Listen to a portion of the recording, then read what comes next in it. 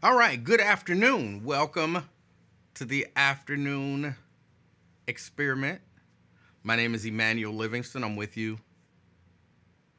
I think it's going to be a short show today because I'm tired. Um, but thank y'all for checking us out. Erica, I see you in the house. Erica representing Reading. We got Sea Breeze in the house. Sea Breeze in the house. Hold on. Let me see. My chat ain't working right. All right, there we go. Sea Breeze in the house. Good afternoon. Uh, David, checking in, representing Westchester. Again, I'm still experiencing the same technical difficulties. I didn't go over there and get the thing. It'll be back next week, probably next Wednesday, because that's when I'll be back. Is Wednesday. I'll announce it now, but I have to announce it again in a little bit. I won't be here on Monday or Tuesday. I have to travel to Alabama.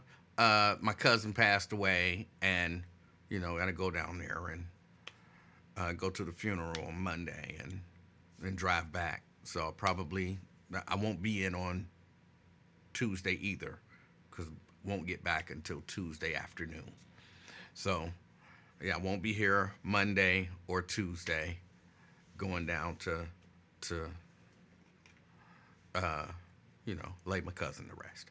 Other than that, I'll be back Wednesday. That's the plan. Wednesday and the rest of the week. But I appreciate everybody checking us out. Had a good time last night, and then a long drive to get back. That's why I'm tired. I think I didn't get into like 4, something like that, and I had to get up early this morning. So I'm tired. But let's get back to the hellos. Brent in the house representing Dallas. Preston says afternoon. You're representing the barbershop. All right. I see you in the house, LaDonna. Good afternoon. Seabreeze is checking in from Rhode Island on the Amtrak. All right. I've never ridden a train before. I might do it one of these days. LaDonna's representing East Price Hill. Good afternoon, LaDonna. Are you going to any of the concerts downtown this weekend? B-Rab, good afternoon first. Second, no. We were gonna go. Mrs. Livingston initially said she wanted to go. And I was like, because I know Mrs. Livingston. So I was like, okay, you say you want to go. Cool. And I gave it a couple weeks. This was early on. Gave it a couple weeks. I said, all right, before I buy these tickets, are you sure you want to go? And she was like, oh, no, I don't want to go. I'm like, I thought you said you wanted to go. You said you wanted to go Friday and Saturday. No, I don't want to go. I already made plans. So because she makes the plans for us. So we have other plans. So that's that. I won't be going. Save some money, because all of our plans are free. And they seem like they're going to be fun. But no concerts this weekend. When I get off of here, I'll be tired as heck. But we have some stuff to do. Because yesterday's trip wasn't planned. So nobody knew that I would be this tired. But we just going to go with it. And then got something to do Saturday as well. So that's that. David and everyone, thank you for your condolences. I appreciate it. Daryl in the house. Daryl, good afternoon. Good afternoon, Daryl. Brenda in the house, representing Fairfield. Good afternoon. Let's see. CK says, Livingston, this is a wonderful podcast, in my opinion. Calling from the depths of heaven. Well, all right. Can't beat that. Brian in the house. Brian Taylor, representing Glendale. Good afternoon. Tria, or my understanding is she has a new name. It's Treasure. Treasure in the house. Treasure Gangs, representing Columbia Township. I thought that was like a adult type of name, but she said she cool with it, so we rolling with Treasure. Treasure in the house, representing the classy adult entertainment section. Good afternoon. Veronica in the house, representing College Hill. Good afternoon, Veronica. Good afternoon, Pat Rogers. I see you. Good afternoon. Maria in the house, representing North College Hill. Good afternoon, Maria. Got Jeannie in the house. Jeannie, good afternoon. Jeannie says she's here for about 23 to 25 minutes. That's very specific. B-Rab, saving money is always a great thing. Yes.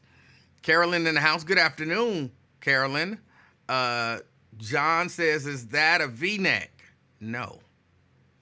That don't even look like a V-neck. It's just a regular old shirt. It's a little, got some hair on it. No, it's just a regular shirt. Regular crew neck.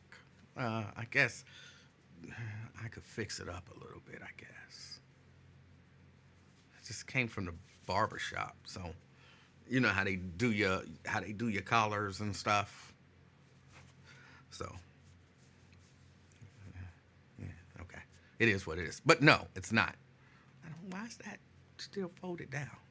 It's a brand new shirt. It shouldn't be, hasn't even been washed yet. I just printed it earlier today. Let's see. Hold on. Okay, but John, no, it's not a V-neck. Let's see. Dante in the house. Good afternoon. Good afternoon. Regina in the house, representing Madisonville. Good afternoon, Regina. Good afternoon. Let me see. E-Man's shirt looked like he got snatched up by Lincoln. All right. Did the barber give you a rebate for not giving you a crispy hairline? This is crispy as it get. This is as crispy as it get. And Brian in the house. Good afternoon. All right. Good afternoon, everyone. Daryl says, can you print a shirt like that for me, but with my picture on it? Yeah. Yeah, that's easy. Good afternoon, everyone. I appreciate y'all checking me out. Again, this was a game time decision. I was tired, and I was like, do I take a nap? Because, again, I know I got stuff to do later on. Or do I do the show? And I was trying to take a nap. I'll be honest, I had chosen nap, but I couldn't go to sleep. So I just jumped up and was like, all right, let me go do the show. So that's that. Yeah, I sat on the couch. You know, I got the reclining couch, and I sat on the couch, and I said, I'm going to take a little nap. And that's what it is. I decided I'll go on ahead and come in and do the show. So I appreciate y'all for checking me out. All right, a few things, updates if you want to call them that.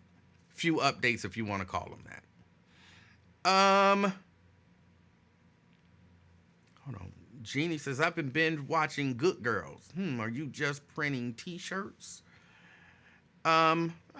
T-shirts, sweatshirts, hoodies. I've done some joggers. But pretty much that's it for right now. Oh, what was I about to say? Oh, update. Twin was wrong. I did finally watch the video of the woman unfortunately being murdered. Definitely looks like murder by law enforcement. And enough people sent it to me. I saw it in regular motion and slow motion with replays and all of that kind of stuff. And yeah, Twin was wrong, like dead wrong, like horribly wrong. So yeah, that was horrible. That was horrible. And again, that's why I didn't want to watch it, because it filled me with anger and profound sadness for a few reasons. It seemed to me that she was dealing with something maybe mentally. And so she called for help, and they recognized that she may have been dealing with something mentally. They recognized that.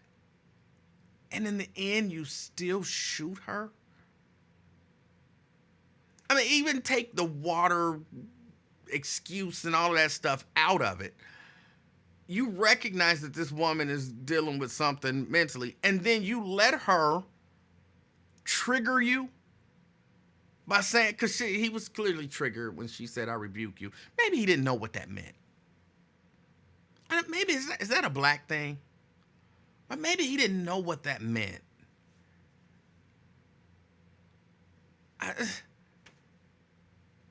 I rebuke you in the name of Jesus is not something that the appropriate response is, "I'll shoot you in the effing face." That's not the appropriate response for, "I rebuke you in the name of Jesus."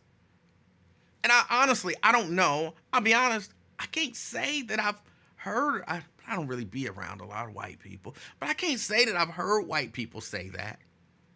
But I don't know. It's just, the whole thing is just weird. Like it goes beyond the level, like where I was trying to talk about how police and people in power, people should not have that much power over other people. I genuinely believe that. People should not have that much power over other people. I understand how some of y'all feel like, "Oh, no, that's not true. Yeah, people should be..." No, I don't agree with y'all. I don't agree with y'all on that. But I was talking about how people take advantage of the power that they have, and it I'm gonna say it goes to their head, and they treat people wrong because they have the power to. This goes beyond that. There was something else at work there. Everything escalated so quickly. So quickly. From I rebuke, because look, again, I watched it finally. And B-Ref says, "I don't watch those videos." I understand. I had to be in the right space to watch it. But the lady said, "I rebuke it." Up until the lady said, "I rebuke you in the name of Jesus," everything was okay. Like, it wasn't, why were they in her house? Why were they asking her for ID? All of those questions are legitimate questions, all right? But, even if, hey, whatever. But the water, we don't want a fire. "I rebuke you in the name of Jesus. I will shoot you in your effing face." What? It went from, I would say, 40 to 100, because it was the tension level was low. It wasn't quite on zero, but it was low. So I feel like there was something else at work there. There was something else at work. Now, I know some people have said, "Oh, he had some tattoos," which, mean he was like a white supremacist or whatever. I don't know about that. I imagine all that stuff will come out. But, man, that was... It was difficult to watch, even though you don't, they blur stuff out and you don't see the actual killing. The fact that your brain fills in the gaps. And it was just horrible. That's why I didn't want to watch it. And I see Bree says, "I couldn't watch. I listened to it and read the description." I didn't even want to listen to it. I didn't even want to listen. I didn't want to see it at all. I didn't want to see it. But of course, I did. I ended up seeing it. And it was just horrible. So yeah, Twin, you were wrong on almost every account in terms of what you said happened. Why didn't she just drop the pot? She didn't have a pot in her hands when she got shot, bro. She didn't. What else did he say? That she said something that was kind of out of bounds, but she didn't. She, if I recall correctly, she apologized. I'm sorry. When he pulled a gun, I'm sorry.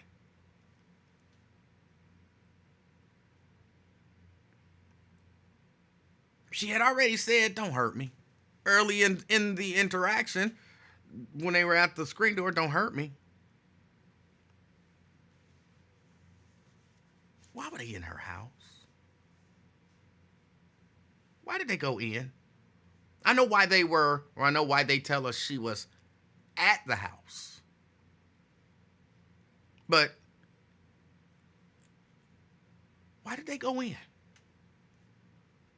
And I don't know that enough people understand. I need more people to understand your rights. I get it. People will try to convince you that exercising your rights is a bad thing. People will try to convince you that exercising your rights is a bad thing. But it's not. It could save your life. It could. She should have told them, get out. Get out. No, you can't come in my house. We don't see, because the body camera that we were seeing, the cop that didn't initially go in, he was looking at the car running the tags. And then when he comes back, the other guy's already in the house. So I don't know if she invited him in or if he invited himself in, but you don't have to let them in your house without a warrant. You can tell them to get out. Now, okay, clearly that doesn't mean they're going to get out. I've seen plenty of videos where police enter somebody's house with a warrant and that person tells them, get out of my house, and they don't leave. Because they have an ego like everybody else. Get out of my house. It's like, yeah, I'll leave when I'm ready. Because basically, you ain't got the power. I got the power. And who are you to tell me to get out of your house or to get off of your property? I leave when I'm good and ready. So we do. We see that. We see that. But knowing your rights is important.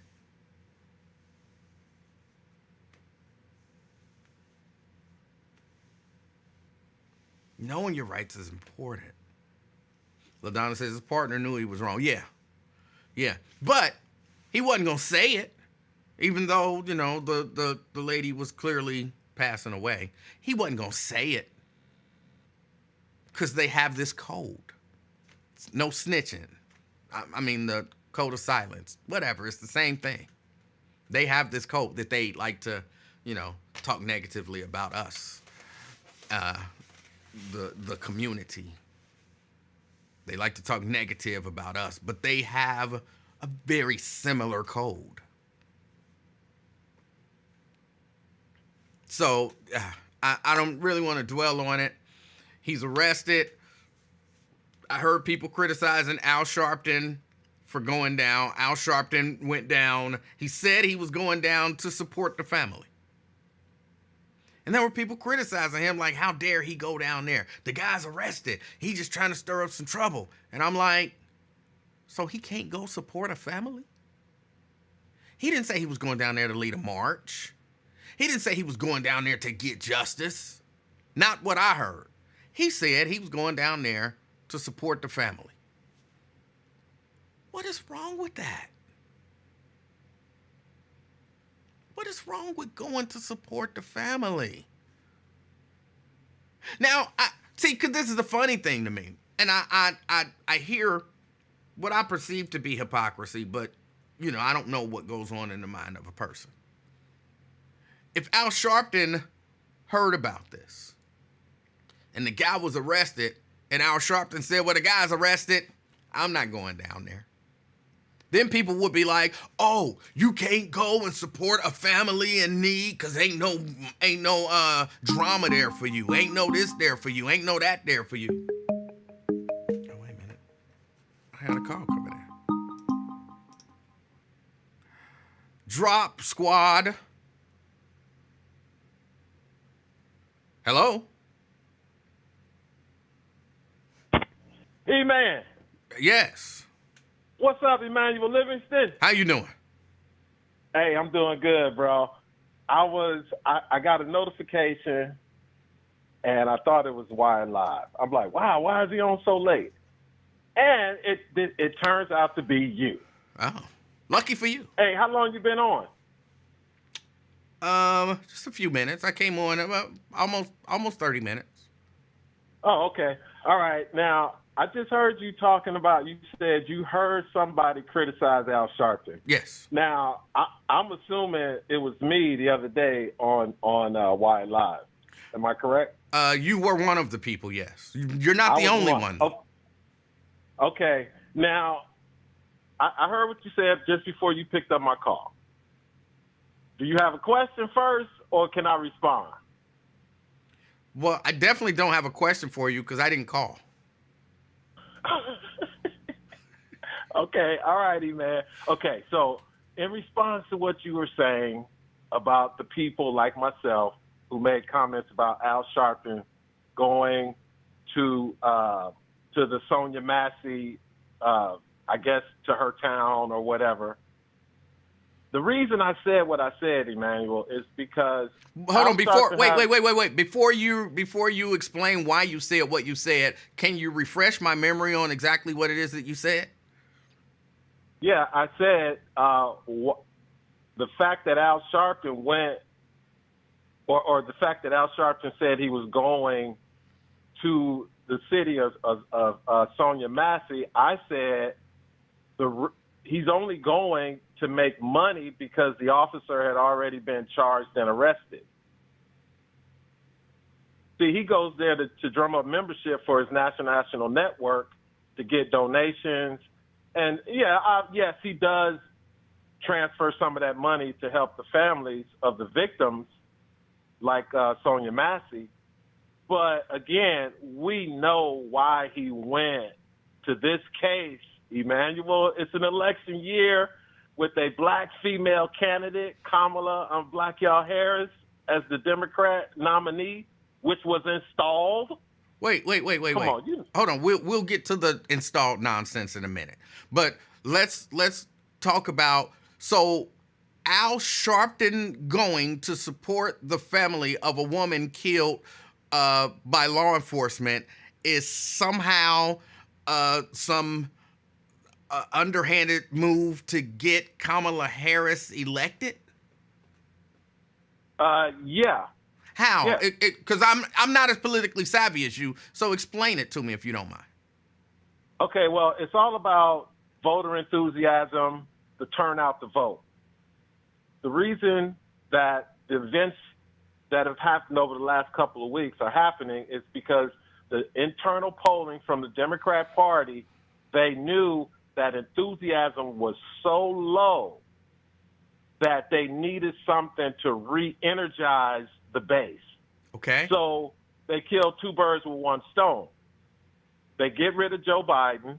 All right. And then they install the first black female vice president as the first black female nominee of the Democrat Party. And you're tying that into Al Sharpton how? Well, Al Sharpton, everybody else that's out there, Emanuel, have been mobilized, okay? Okay. If you see how the media is covering this, because remember, it just happened on Sunday, and today's Friday. Right. Okay? So yesterday, Barack Obama steps in with the video or the phone call to Kamala saying that him and Michelle are endorsing her. Wait, whoa. Hold on. No, we'll get to the Kamala nonsense. I just need you to help me understand how this Al Sharpton going to support the family of a woman who was potentially murdered by police, how that's some political operation. Because crime is going to be on the ballot, okay? So the fact that this police officer did what he did, which obviously it was an excessive force case. Which you called suicide by cop, by the way. From what I saw, up to this point, the information that's been released, that's what I saw. Because he clearly said, let's turn the stove off, we don't want to fire. He didn't say, can you empty that pot? He said, can you turn the stove off? But you realize she didn't have a pot in her hand when she was shot, right? That's irrelevant. How is it suicide if you follow the police officer's orders? How is that suicide by cop? Emanuel, the police, from what I saw, the one angle that they released, I heard the officer clearly say, put down the pot. We don't need you to do that. Okay, and then she did not have a pot in her hand and they shot her. So if she had it, obviously. So if she had it, then how is that? Bro, she put it down. How is that suicide by cop? That's all I'm asking. Listen to what I said. I listened. Okay? It left me with questions. My opinion. But okay, if you don't agree with it, no. I'm not even. I disagree. I'm not even talking about whether or not I disagree. I'm talking about anyone can say that some nonsense is their opinion. It's like me saying it's my opinion that you're a 23-year-old white girl, and you're like, how do you come to that conclusion? Well, it's my opinion, so you can't say that's foolish. So just saying it's my opinion doesn't absolve you of any logic and reasoning and how you came to that conclusion, which is what I'm asking about. Okay, okay. Again, I'll say it again. From the limited one-angle body camera that was released, right? Okay, the audio included. It appeared to me, because she was the one who made the 911 call, if I'm not mistaken. That's what we're hearing. Okay? That is a tactic done for many different reasons to get police officers to a certain location. Domestic violence, somebody in my house, whatever the case may be. You taking forever to get to the logic, to the point of logic that I'm trying to understand. I'm not saying you're wrong. I'm just trying to understand. You won't even listen to the question, which is why you're having a hard time answering the question. The video that I saw, when she was shot, she had nothing. What she had, it looked like a towel and maybe a one of them mitt thing, not a mitt, but one of the things you pick up something with in her hand, and her hands were up, like, close to her face. So she did not have a pot in her hand when she was shot. So if she ever had a pot, let me finish the question. If she ever had a pot in her, this is funny to you? I'm listening, bro. But you're laughing. What's funny about this woman being killed? I'm laughing at you. Oh, okay. So, all right. So she had her hands in the air. So if at some point she had a pot, she clearly had put it down. So how is following the orders of law enforcement suicide by cop? That's all I'm trying to understand. And again, from the video that I saw, once the officer made those verbal commands to the woman, right, I could not see anymore. I could not see. We would have to see the other body cam angle, because if that's what you saw, that's fine. That's what you saw. That's clearly what I saw. The bottom line still is, I said what I said based on other information that was also released with the video. Okay, what other information was that? I just want to have a clear understanding. The 911 call, Emanuel, of an intruder in the home. So, again, I'm just not understanding the logic here. To claim something is suicide by cop, here's the logic that you've given me so far. If a person calls 911 and follows police instructions, that's suicide by cop. No. That's what happened. That's what I'm trying to understand. I'm trying to get out. I'm trying to help you. I'm trying to help you get there, Emanuel. Okay. Two things exist in suicide by cop. All right. Okay? You must have the suicide victim, okay? That victim must make a threat that will cause police officers to respond with extreme force. Okay. Okay? So I'm just telling you, from what I saw in the video, all those elements were present. So what? Okay, wait a minute. So in your mind, what was the threat? From what I saw and heard, The threat was obviously something inside a pot that was on the stove that the officer felt was a threat to him and his partner, and that's why they demanded or commanded her to not do it.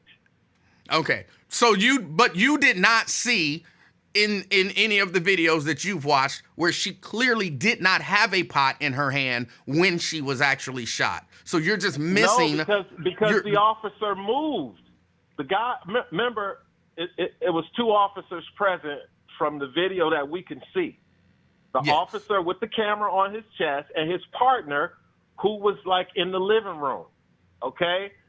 When he moved, when the lady went in the kitchen to follow the command of turn the stove off, we do not want a fire, when she went into the kitchen and did what she did, the cop in the living room, Emanuel, moved into the sight of the camera, and it was distorted. And then he fired off 3 shots. Okay, well, look. What I saw, and they did like a slow motion close up, and she looks like a kitchen towel in one hand and a pot holder in the other hand, and her hands so are that up. means she and was holding something. She was holding something that was hot if she had the towel in her hand. No, that doesn't make sense. Because it doesn't Where make was the sense pot, again Emanuel? because Okay, you didn't. hold on, Manuel. Hold on. 1 second. 1 second. All right, I'll From the respect video you saw, From because the I video didn't I see saw. the slow motion one. From the video you saw, Emanuel, where was the pot that the officers were referencing? I'm not sure, but her hands were. Exactly. You didn't see it. Can I answer the question? May I answer the question? Please, sir. Okay.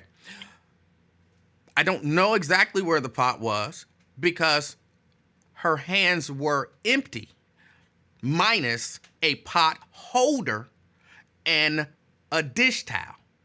The pot was not in the pot holder. She was holding, I believe it was a red pot holder and a dish towel. No pot. So was the pot removed from the stove, Emanuel? I don't know, but she didn't have it in her hands. Emanuel, come on, bro. Come on, this what? Is what I mean. This is what I mean. What's what you mean? Right. She did not have what part of this don't you understand? If you This is don't, what I mean if you by- don't have a weapon in your hand, it's difficult to make the case that you're trying to use any sort of deadly force. She did not have a pot in her hands based on the slow motion video that I saw.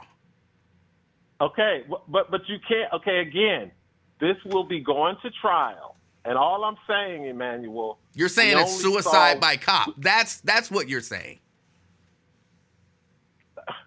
Okay, Manuel. All right, let's go with your logic, okay? If I may. You can try. Okay.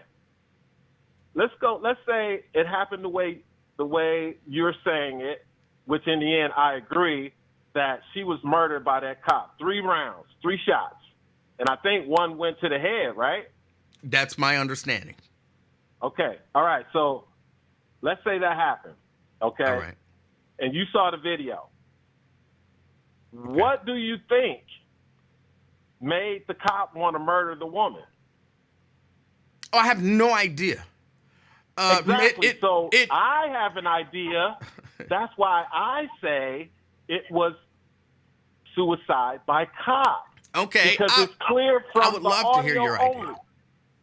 if there was no video, Emanuel, if it was just audio, the threat was the boiling pot, because obviously the officer didn't know what was in it unless it was a clear pot. All he knows, it was something on the stove that was on and boiling. Okay? I still don't. That's a huge leap of logic, which actually it's almost the absence of logic to say that it's suicide by cop because there was something on the stove. That's nonsense. Well, then if it wasn't, That's Emanuel, nonsense. if it wasn't suicide by cop, it was a stone cold murder, first degree murder. There'll be the trial gonna last a week? Okay. You got it all on video. Right. You have no weapon. Right. Because obviously the boiling hot water ain't there. Right. Right? All we hear is him saying, drop the hot water. Okay. So, again, you got the two elements, Emanuel. You got the woman, which we don't know what her history is. We don't know if she made the call, somebody in the house made the call. We don't know. So we have a woman that was obviously in distress. She did seem to be in some sort of mental distress. We had a woman that picked up a boiling pot of water and some cop who used excessive force and killed the woman. Right. That's all. So it's one or the other, Emanuel. Either we're going to find out suicide by cop or the guy's going to get convicted of first-degree murder, just like Derek Well, Chauvin. he may not get convicted of first-degree murder.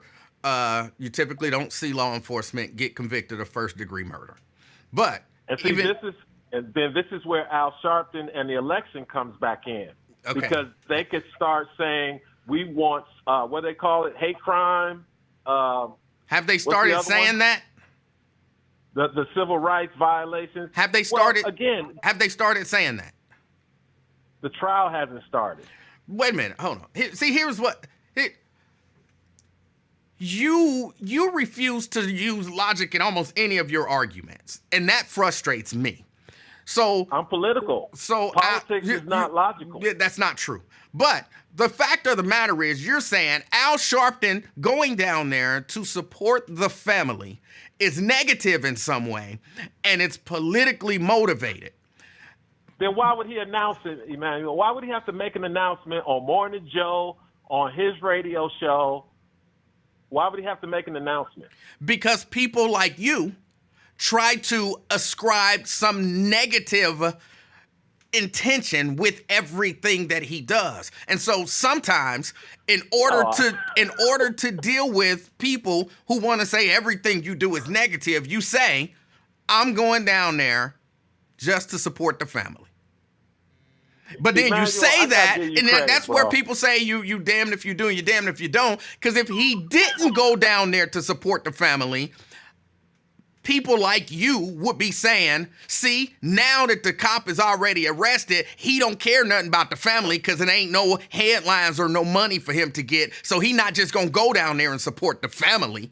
No, he only go when he think it's some money or something like that. Emmanuel, I got to give you your props, bro. And I know this comes from your commercial radio days. You are good. It just comes from being somewhat conjecture. reasonable. Do you have a law background? No.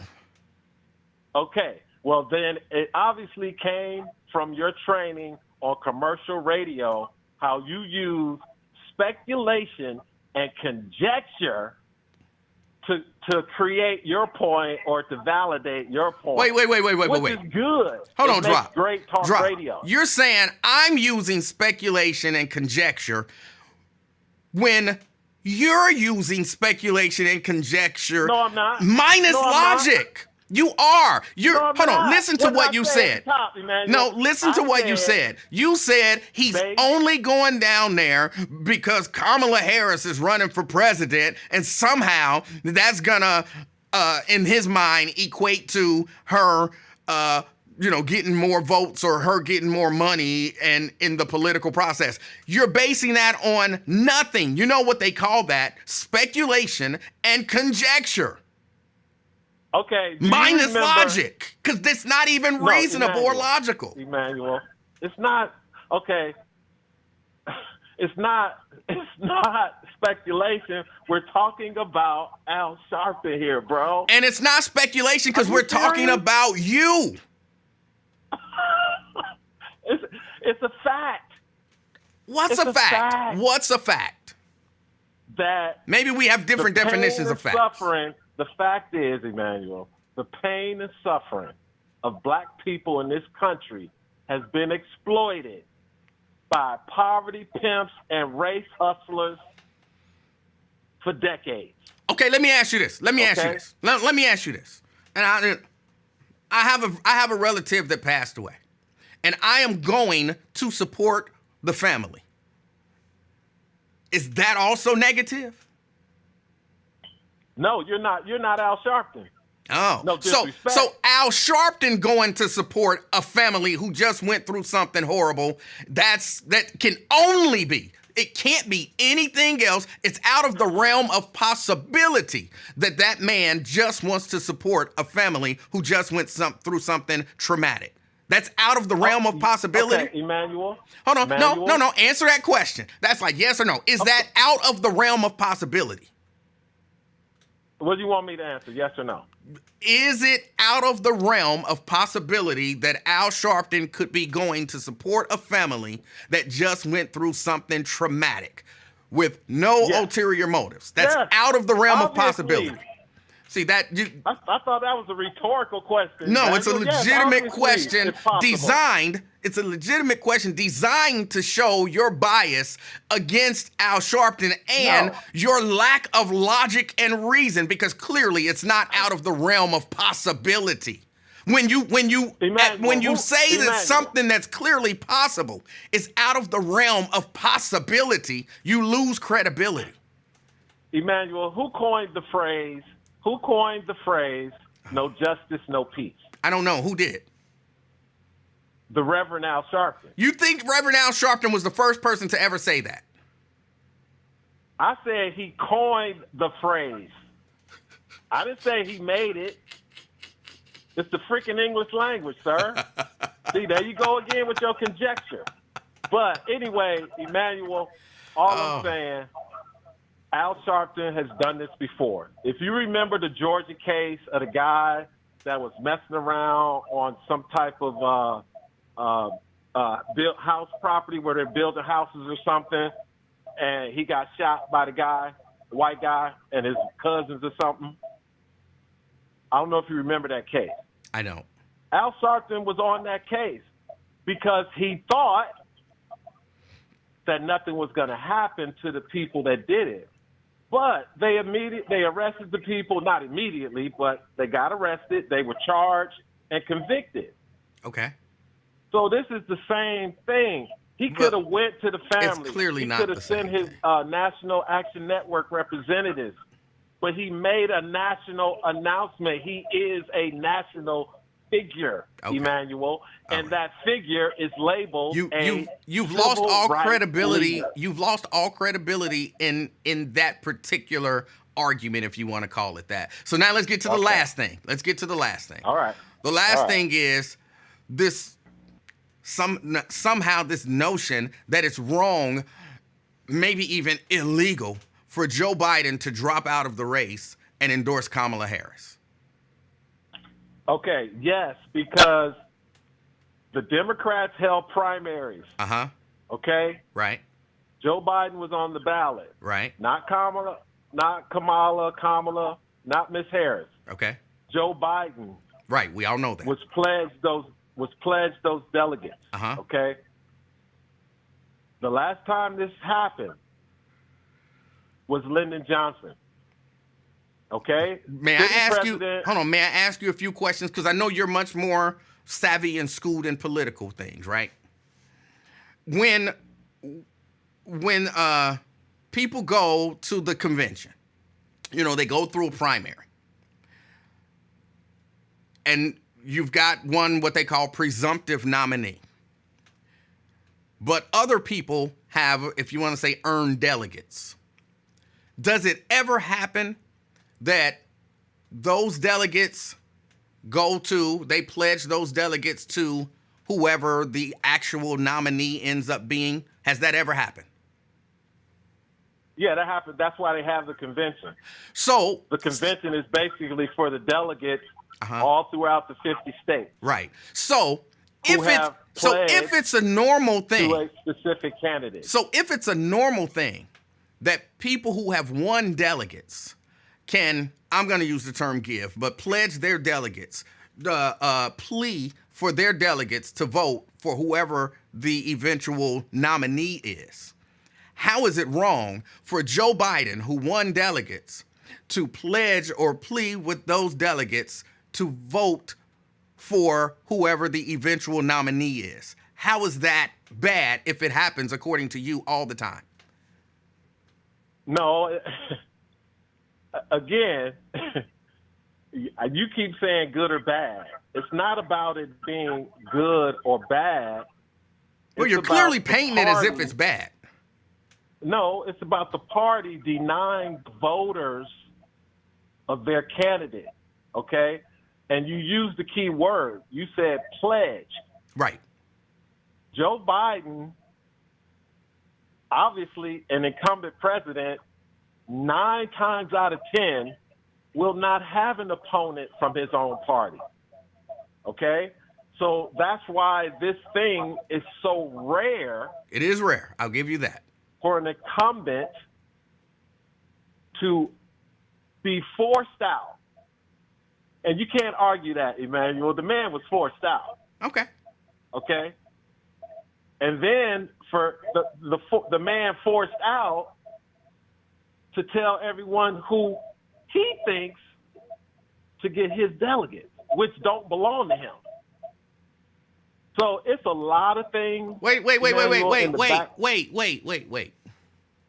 I remember reading in this election cycle, Nikki Haley had some delegates, right?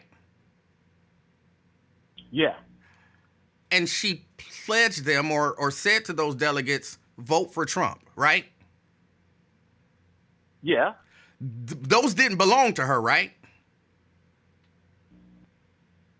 No. But she still said, vote for Trump to those delegates, right? That was at the convention. That's not the point. She wasn't even invited to the convention until 2 days before she spoke. Not the point. The point ain't when it happens. The point is what happens. The point is what happens. But it doesn't matter because before the convention or at the convention, those delegates will go to Kamala Harris. So it's the same thing. Yes, they will. They will. If you have the majority of the votes, those other delegates whose person did not win, Nikki Haley, they can voice all they want. All they're going to do is cause a problem on the convention floor. Right. But so what you're saying is wrong that is going to get the nomination anyway. Exactly. Kamala's going to get the nomination anyway. Right. Right. But that doesn't stop mean crying about that it. Does not. Okay, Emanuel, listen, bro. I'm just telling you. Okay. You making stuff up. The party that's running around talking about this politician is a threat to democracy. He is. He took clearly away is. Your vote. He trying to say he was the winner of the 2020 election, trying to take votes away from people. All of that is true. And they turn around and do the exact same thing. They did not do the exact same thing. Then why didn't they do this? Why didn't they do this in the wintertime, Emanuel? Because they just did it now. What difference would it have made if they did it in the winter or if they did it in the summer? They still would have done it. And no matter when they did it, you guys would have been crying, oh, no, that's so wrong. Oh, no, she can't do that. Emanuel, you have to ask yourself, okay? You're educated. You're a smart man. You have to ask yourself. What do I have to ask myself? What was it that made Joe Biden? I don't have to ask myself that. Yes, what? You do. No, I don't. The what and the why at this point doesn't matter. It's happened. And those delegates are now going to Harris. The what and the why, hopefully they dealt with that behind the scenes. Okay, so you don't think that the only way you're going to get rid of an incumbent president that had no challengers, who's going to need at least $1 billion to run a campaign? Emanuel, the only reason Joe Biden changed his mind doesn't matter in why. 24 hours Doesn't matter because why. they told him, Okay, if all right. you don't step down, all right. you will not All right. get any more money. Okay, let's accept that as fact. And Joe Biden knew he could not win without the donors. right, okay, and Okay, so it seems like 24 hours. Hold on. Within Drop. 24 hours. Drop. No, 48 hours. Drop squad of them dropping out. 52, I all believe. Of a Drop. sudden, Kamala Harris Drop. collected over Let me ask you a $100 question. million. Let me ask you a question.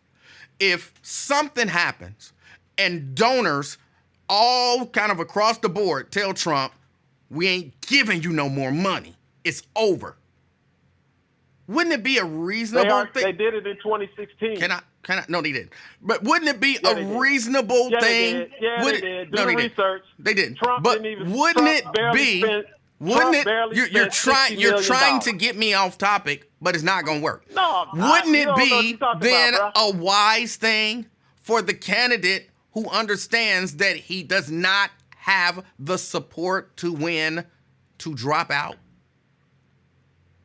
It's an election, Emmanuel. Wouldn't There have it been be? plenty of You can presidents. still, Don't you can remember- drop don't you out remember, of elections. Emmanuel, He's not Emmanuel, don't you drafted. remember- He can drop out of the. Do you understand that he does not? He can't be forced to run for president. He has a right to drop out of the race. You understand that, right? Maybe you Why is don't. he I dropping don't. out? Emmanuel, the man never gave us a reason. Drop. There's a simple question Okay. on the table. He There's a didn't- he simple. couldn't even tell There's a the American simple people why he question dropped on the out, table. other than, "Oh, I There's wanna a pass the simple torch." question on the table. Do you understand that a candidate has a right to drop out of a race? Do you understand that? Yes. All right. So then I don't even know what we're talking about. Well, we're talking about, again, an incumbent president who won the primary, who has no challengers, all of a sudden drops out of the race 24 hours after he said he was going on the campaign trail on Monday. All of that legal. He announces on Sunday afternoon that through a letter All legal. on X All legal. that he's dropping out of the race. All legal. After being threatened for 2 weeks. All legal. For 2 weeks, Emmanuel. All legal. Bro, see, you're not being objective here. I You're am being objective. Intellectually lazy. No, I'm not. Or completely dishonest. What you're doing is, what did you call it? Speculation and conjecture. Everything that happened. Emmanuel, it don't make Tell me sense, what happened Emmanuel. that is illegal for them to do. I never said it was I didn't illegal. say Why you keep did. I'm saying asking that? you, what did they do illegal? It's a simple well, the only question. Thing possible. No, listen. The only thing possibly that could be shown illegal through the court is with campaign finance. When the money that Joe Biden had collected Yeah, that as a 90, candidate, what was it, 98, 99 million dollars. Is Kamala Harris, the new candidate, entitled to that money? Okay. Now, these type of cases other than that, take years. nothing illegal, right? No, All right. nothing illegal. So then what you whining Just about? low down. So then just what you low whining down, about? What are dirty, y'all that's whining the about? Democrat Did they tactic that storm? Did Democrats storm the Democratic headquarters and tear the place up? What you talking about? Did Democrats storm the Democratic yesterday when headquarters Netanyahu and was tear the speaking. place up? Yeah, they did. Yesterday did? when Netanyahu was speaking. Who did? Who stormed the Democratic headquarters and tore the place up? Nobody. That was the question, man. Did Democrats storm the Democratic headquarters and tear the place up? The answer I is don't think no. so. The answer is no. They did it. Who did? Who stormed the Republican headquarters? Republicans stormed the Capitol to tear the place up because they didn't That's not the Democrat headquarters. they That's the didn't. People's House. I said they stormed the Capitol to tear stuff up because they didn't like the results of the Democrat election. Headquarters. Right. Emanuel. Stop. I said they stormed the Just say you Capitol. misspoke. They stormed the Just say you Capitol and misspoke. tore it up. Okay, you're right. All right. Trump supporters and a whole lot of other people stormed the Capitol on January 6th. It wasn't Yes, a whole they lot did. of other people. It was just Trump supporters. Okay, that's more speculation on your part. But my point is, Just- Emanuel, my point is the Democrats did it in 2016 All right. with Bernie Sanders. Did what? They did it again They did what? in 2020 What did they do? where they told the people, the voters who wanted Bernie Sanders, that no, shut up. We're going to pay Bernie off and we're giving you Hillary. What did they pay did it Bernie? in 2020. How much did they pay Bernie? They did it in 2020. How much did they pay What? Bernie? I think they paid him $2 million And where can I find that information? when he bought that new house. So that would clearly be speculation and conjecture, right? Well, he's only a sitting senator. That would and clearly he's be already a speculation. multimillionaire. Again, that by definition, if you can't say there's some concrete proof, it's speculation and Emanuel. conjecture, right? Do you know what speculation is? Oh, my goodness. Do you know what speculation No, is? bro, I'm talking about the fact. No, that the you're Democrat Party- speculating. the Democrat You're speculating. No, look. listen. Here is a clear case Bro, of I'm not speculation. speculating. I'm trying to Bernie tell you Sanders what's bought a actually house for happening. $2 million, and that means that the Democrats paid him $2 million to drop out of the race so that Hillary Clinton could get the nomination. That's the definition of Okay. speculation, bro. No, but don't you remember 2016? You're trying to the get away from the Democrat fact that you're voters- speculating? No, I'm asking you a question. But now. but Can but I? first admit that you're speculating. Of course, that's what everybody Okay. does. I don't know shit for a fact. You don't either. All right. Some my stuff I point know is- for a fact. I don't state stuff for a fact that I don't know for a fact. You Well, do. You just said that Republicans stormed Democrat headquarters. So I never said let's that. not go there. I never said that.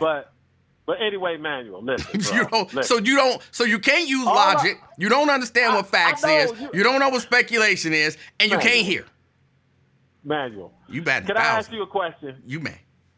Because you be grilling me like I'm on the stand or something. You called in saying Oh, my nonsense. goodness. No, okay, but let me ask you this. Go ahead. Do you think that in 2016 and 2020 that the Democrat voters wanted someone other than the one who got the nominee for the Democrat Party? Some of them, I'm sure, yes. 2016, Hillary got the nominee, and 2020, Joe Biden got it because of South Carolina. Some of them, I'm sure.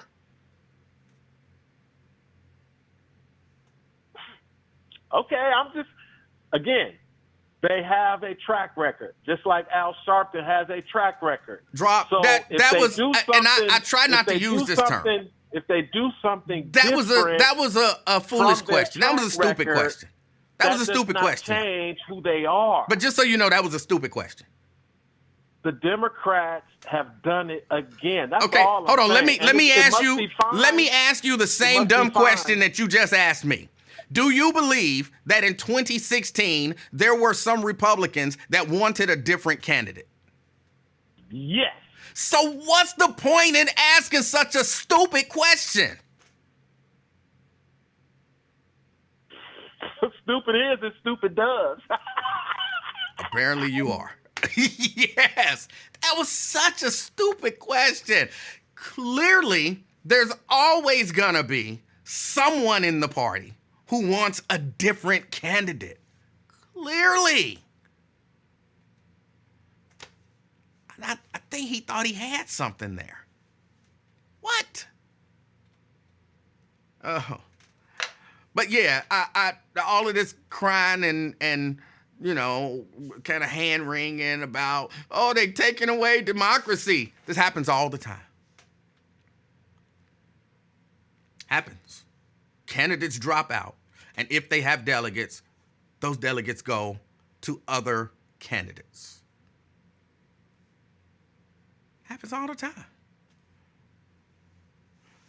Okay, this ain't the exact same as all of that other stuff. But they didn't break no laws in doing this. Well, Joe Biden, he has to finish running. Well, if he want to drop out, he not allowed. We're not going to let him drop out. You got to keep running. Well, they telling him they're not going to give him no money. It don't matter. He got to keep running. That's just foolish. Don't work like that. He gets to drop out. He gets to drop out.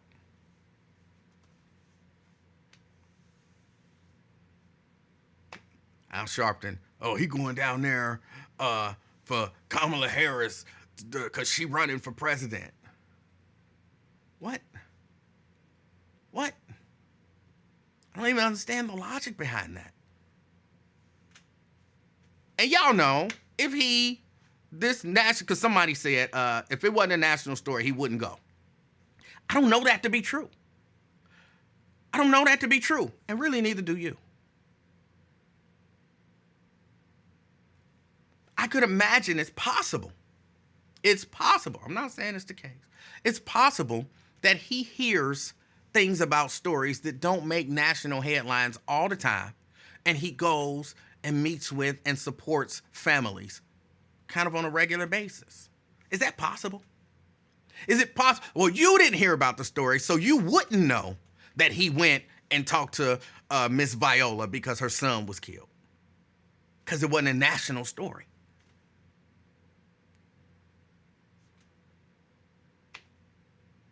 But it's possible that he heard something. He said, that's horrible. There's nothing for me to do. The guy's been arrested. He's been charged. Great. But I want to show this family that I care.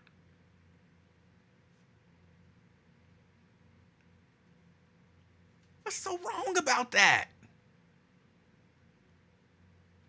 He a race pimp. What did he say that was race pimpage?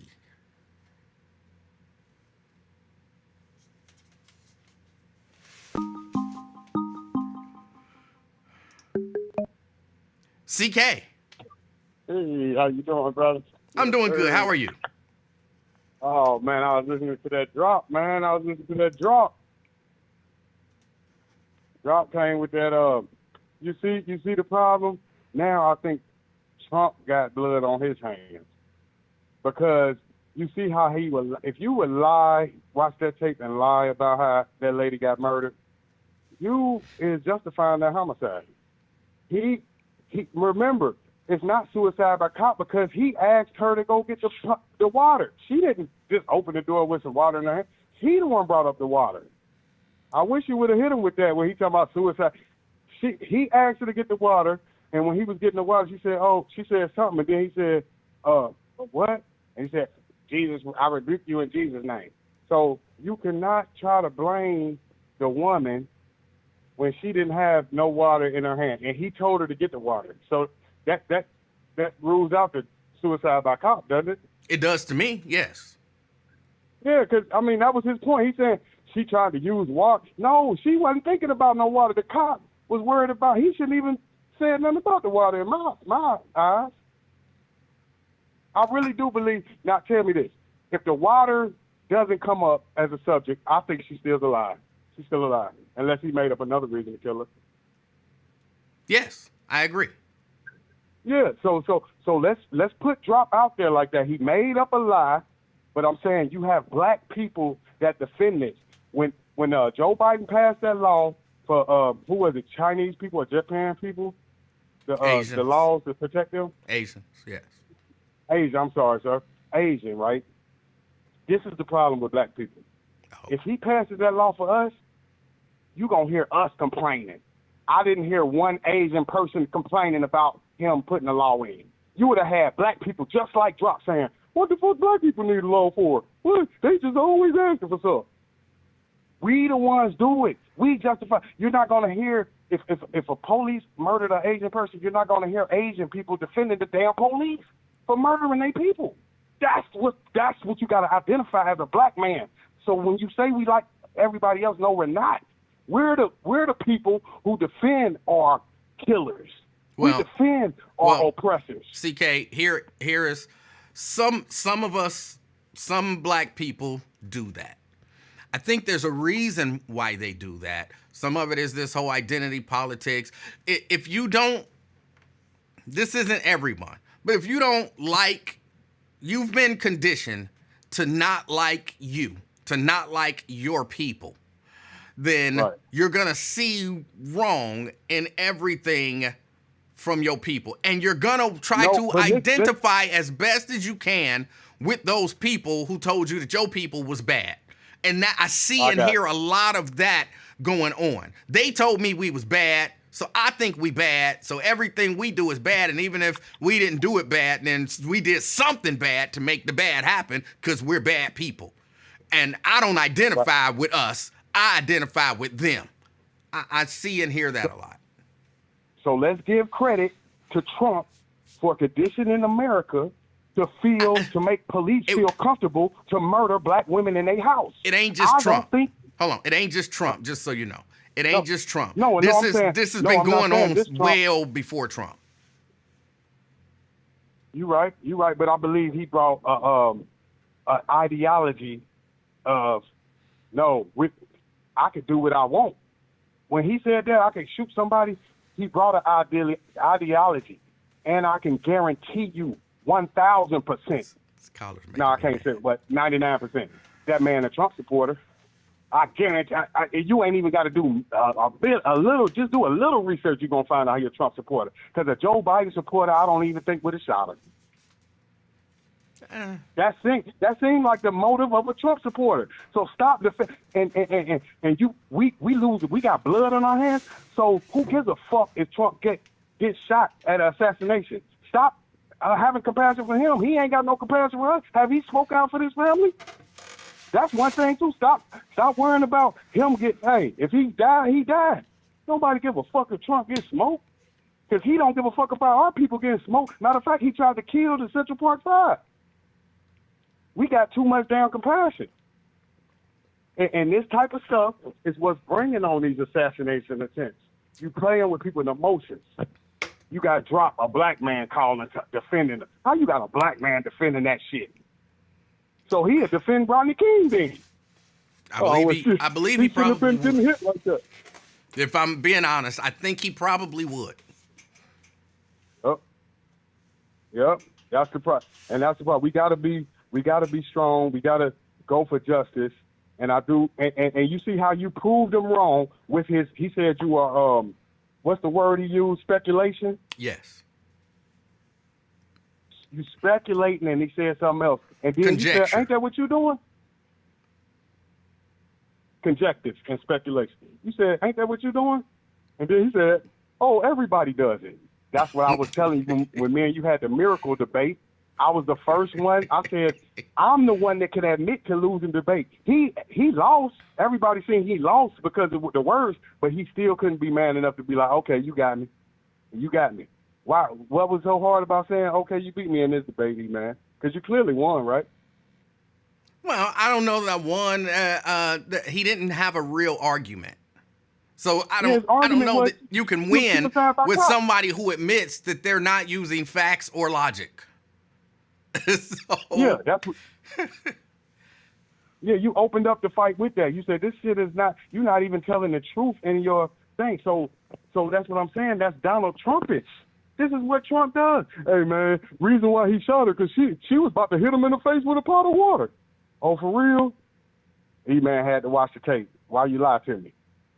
E-Man got his own people lying to him. They lying to E-Man, man, about his people. What he said, what Twin said was definitely not true. But maybe he just misunderstood what he was seeing. No, he was on the same side as Trump. How you keep getting away from Trump? It's the same. I can see if it was a Biden supporting. These are the same people that supporting Trump that supporting her death. So what does that tell you? Now, if he was a Trump supporter and said he was wrong, then it would go against my theory. But the Trump supporters are like, she shouldn't have answered the door. What she expect? You shouldn't be boiling water when the cop come to your house. Shit, you got other time to make ramen noodles. What, she was trying to eat a hot dog? This how these motherfuckers sound. Stop giving them the defense. These people are with it.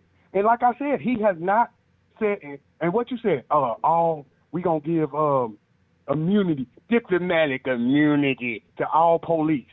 Ain't that Trump? He does. I imagine he would like to see them all have immunity. There it is. That's what Drop was giving them, immunity, before the law was in. Man, hey, I'm irate, man. I'm going to have to listen to you, man. I got tears coming down the left cheek. But, man, rest in peace to that beautiful woman. You know, I feel for her family. She was a good person. And her last words, you know, she tried to tell Jesus, you know, tell him about Jesus. He was offended. But, man, all right, man, I'm going to get back to work, man. Love your program. All right, CK. I appreciate your call. All right, that was CK. Yeah. Terrible stuff. Ron says speculation. What speculation, Ron? Didn't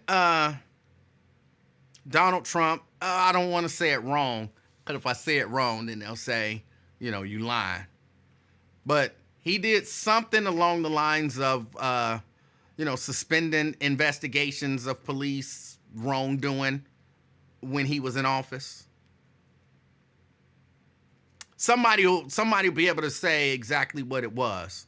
But yeah, he's a little bit for police misconduct. Maybe even more than a little bit. He's a little bit more than a little bit for police conduct. A misconduct, that is. So I'm not sure that that's speculation.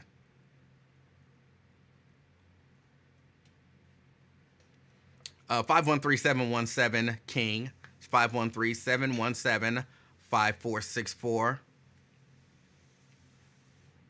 Ron says, I never seen it. I ain't even gonna argue with you. Because you ain't gonna be genuine. I'm always genuine. Just because I don't come to the same conclusion that you do doesn't mean I'm not genuine.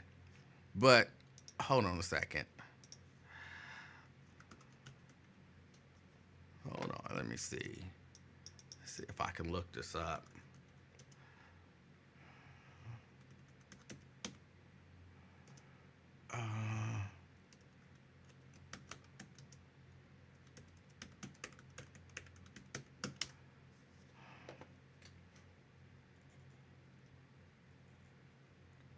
They keep coming up with, I don't care about the, they think I'm asking about the investigation into Trump's shooting.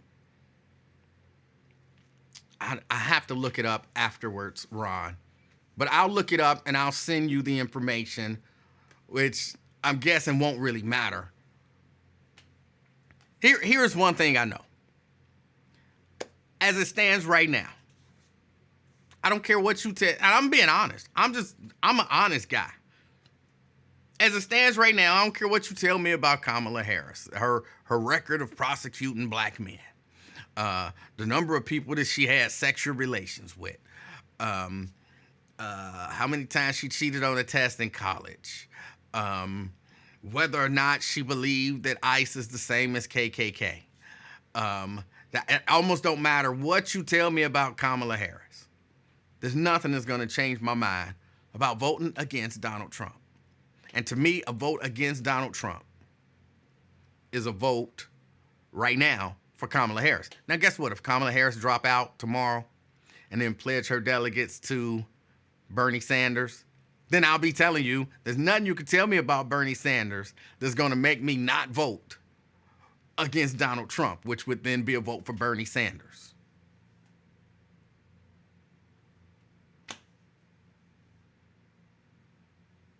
So I'll send you the information when I find it, Ron. But I'm certain that won't change your mind about voting for Trump.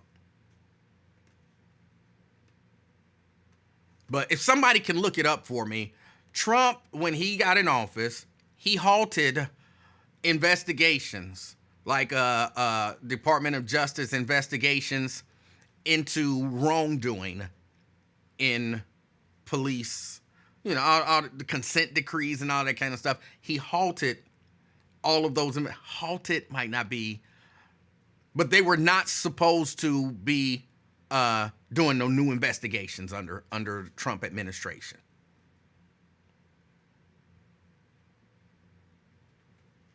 Ron says, why would you say I said all that? I didn't say that you said anything. I didn't say that you said anything. Jerica says, aphasia doesn't make you cuss, Ron. There's no way for you to know that. Maybe he got a different kind of aphasia, and that affects him in that way.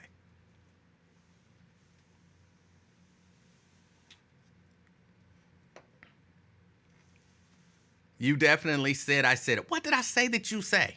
Or what did I say that you say? What did I say that you said? I didn't say that you said anything. I didn't say that you said anything. 7 wants to know, how many times has that happened under the Democratic Party? Well, none that I'm aware of, but if you can tell me, then if you believe that it happened under the Democratic Party, then let me know. Dante says, so if his eggplant was running against Trump, would you vote for it? Yep. If your eggplant got the Democratic nomination this cycle, I would vote for it. I don't actually think that they nominate eggplants. But if they did, I would vote for it. I already told y'all, my line is Satan himself. Satan himself. And then I wouldn't vote for Satan, and I wouldn't vote for Trump. I would just stay home. So that's my line. Whoever else you put in there, they pretty much got my vote on the Democratic side. That's my line.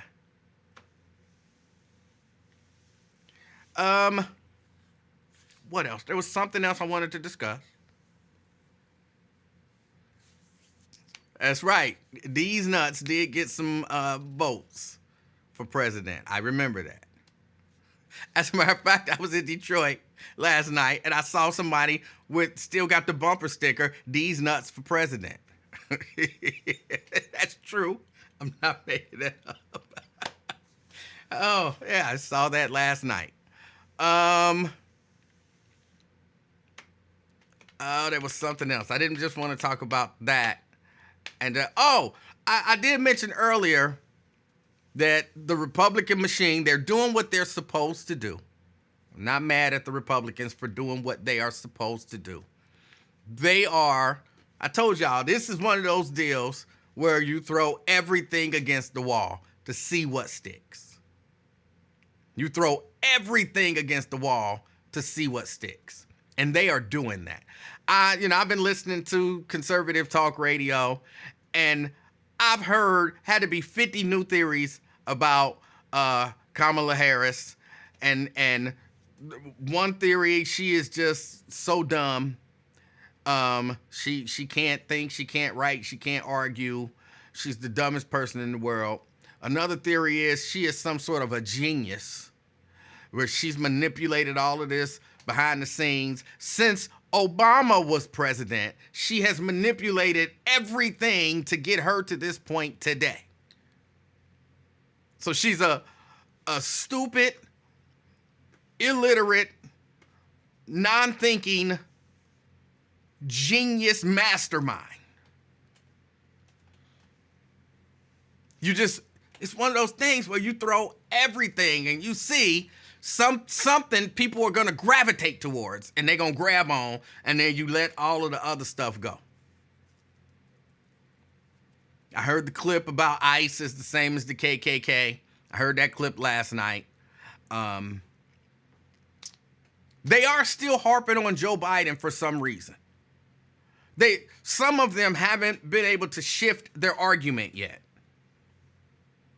They're still harping on Joe Biden is not mentally stable enough to be the president. But at the same time, they're mad that he dropped out and is no longer going to be the president after this election, which makes no sense to me. If you don't think that he's stable enough, and this is Republican, if you don't think that he's stable enough to be president right now, why are you mad that he dropped out of the race?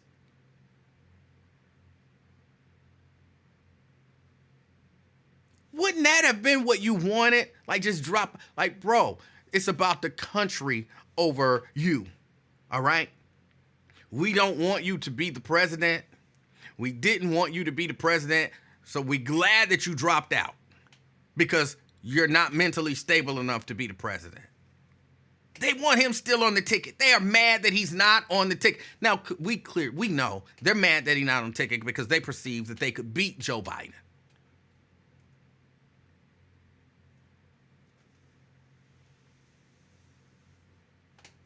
And he still hasn't told us why. He ain't got to tell you why. He dropped out. There's no rule, no law that says that if you drop out, you have to tell everybody why. There's no law that says that.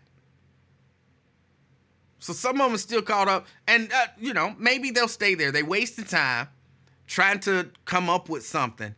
They're still stuck on Joe. And by the time that they formulated something and came up with something that they can grasp on about Kamala, it'll be too late. It'll be too late. Seabreeze says, and knowing why he dropped out wouldn't change the outcome. Exactly. Why? What reason is it that he could give you that you'd say, okay, cool, we support you dropping out. You made the best move for the country. There's no reason that he could give them. They don't really want one anyway. They just want something to complain about.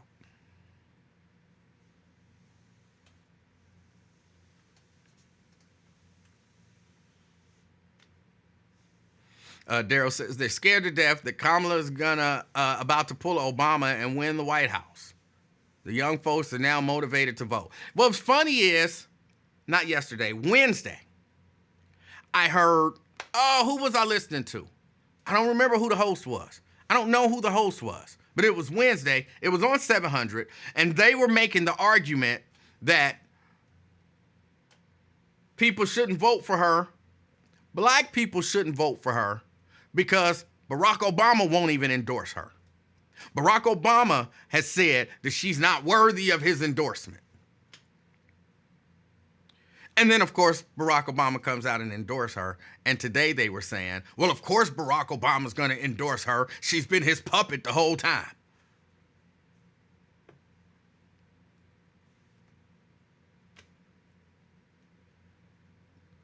Which is it? Which is it?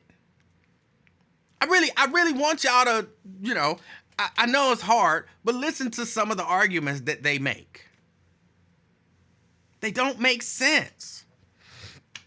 Drop says, stop saying he dropped out. He was forced out.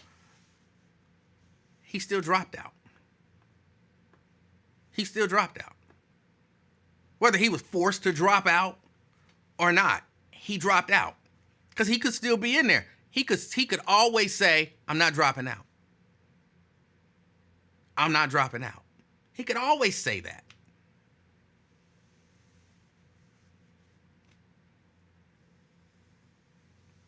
Preston says he's having a conversation with his barber and Gen Z isn't going for the Democratic agenda. Well, we'll see. We'll see.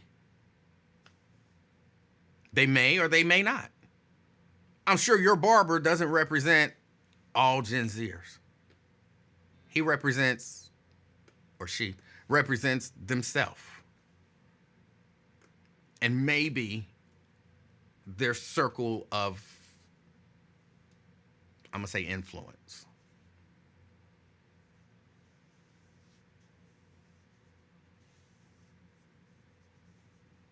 See, there's again, y'all, understand, there is a thing. This is the reason Shahara says, you missed my question. I did miss your question. Please ask it again if you don't mind. Shahara, you be getting all sensitive when I don't see your question.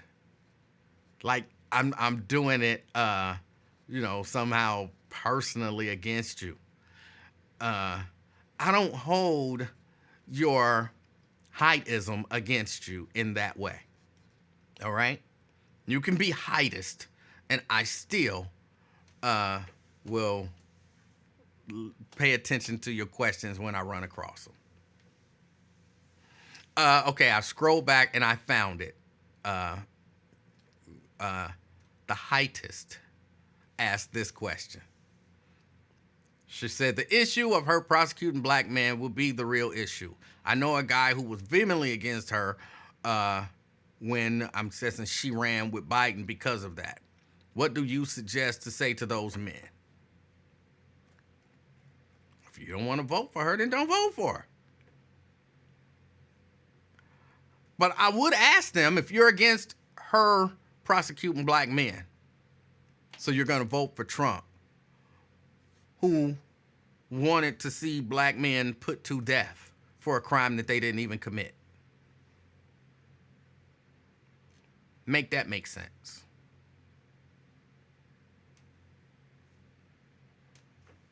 But I wouldn't actually argue with those people. I would actually just say, look, if you don't want to vote for her, because this is the way I see it. If you don't want to vote for Kamala, don't vote for Kamala. Just like for Ron. If Ron wants to vote for Trump, vote for Trump. If Drop Squad want to vote for Trump, vote for Trump. If Twin does not want to vote, don't vote. It ain't my job to make that argument to none of them. It's not my job.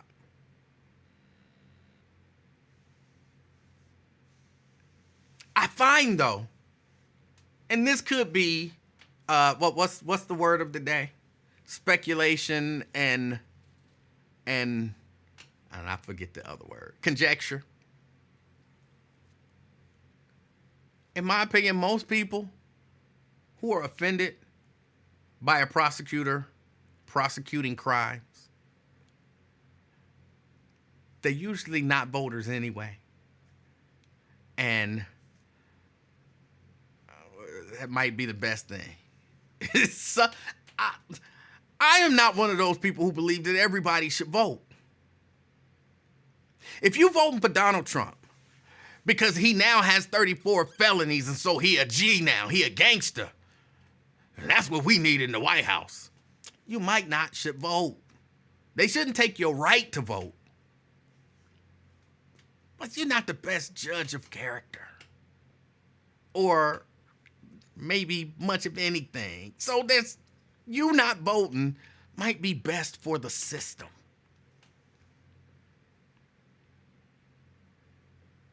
That's just one of them things. It's just how I see it. And the prosecutors prosecuting ends for breaking in the cars and robbing people and shooting people. And how dare they gonna prosecute people for shooting people and selling drugs and that. Yeah, you might not should vote. You can stay home. You can stay home. I'm comfortable with some people not voting. That's just me, though. That's just me. She prosecuted black men. What did they do? They murdered people. And how you gonna prosecute a black man for murder? Did he murder him? Well, it don't matter if he murdered him when she prosecuting him. Stay home. Stay home. Don't vote for her. Just stay home.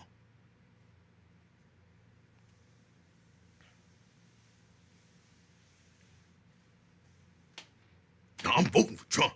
Why you voting for Trump? He a G. He a gangster. He got 34 felonies and he got people shooting at him. That's gangster shit. I'm voting for Trump. No, you just stay home. Just stay home. Just stay home. There's a good chance that there's a good chance that number one, you're not that bright. I'm not saying that you're not, but there's a good chance that you're not. So there's a good chance you're not that bright. There's a good chance that you're not a pillar of society. You know what I'm saying? There's a good chance that all the negative stuff that we talk about in the community, you've participated in. And still don't probably see nothing wrong with it.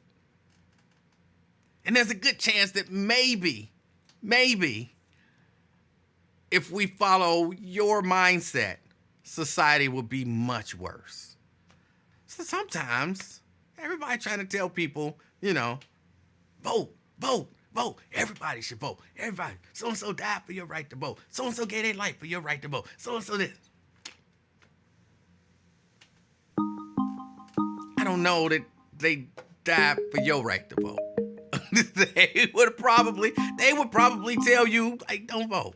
I could see Dr. King saying, I don't think you should vote, my brother. You know what I'm saying? Well, you think that he a G, and you gonna vote for him because he a G.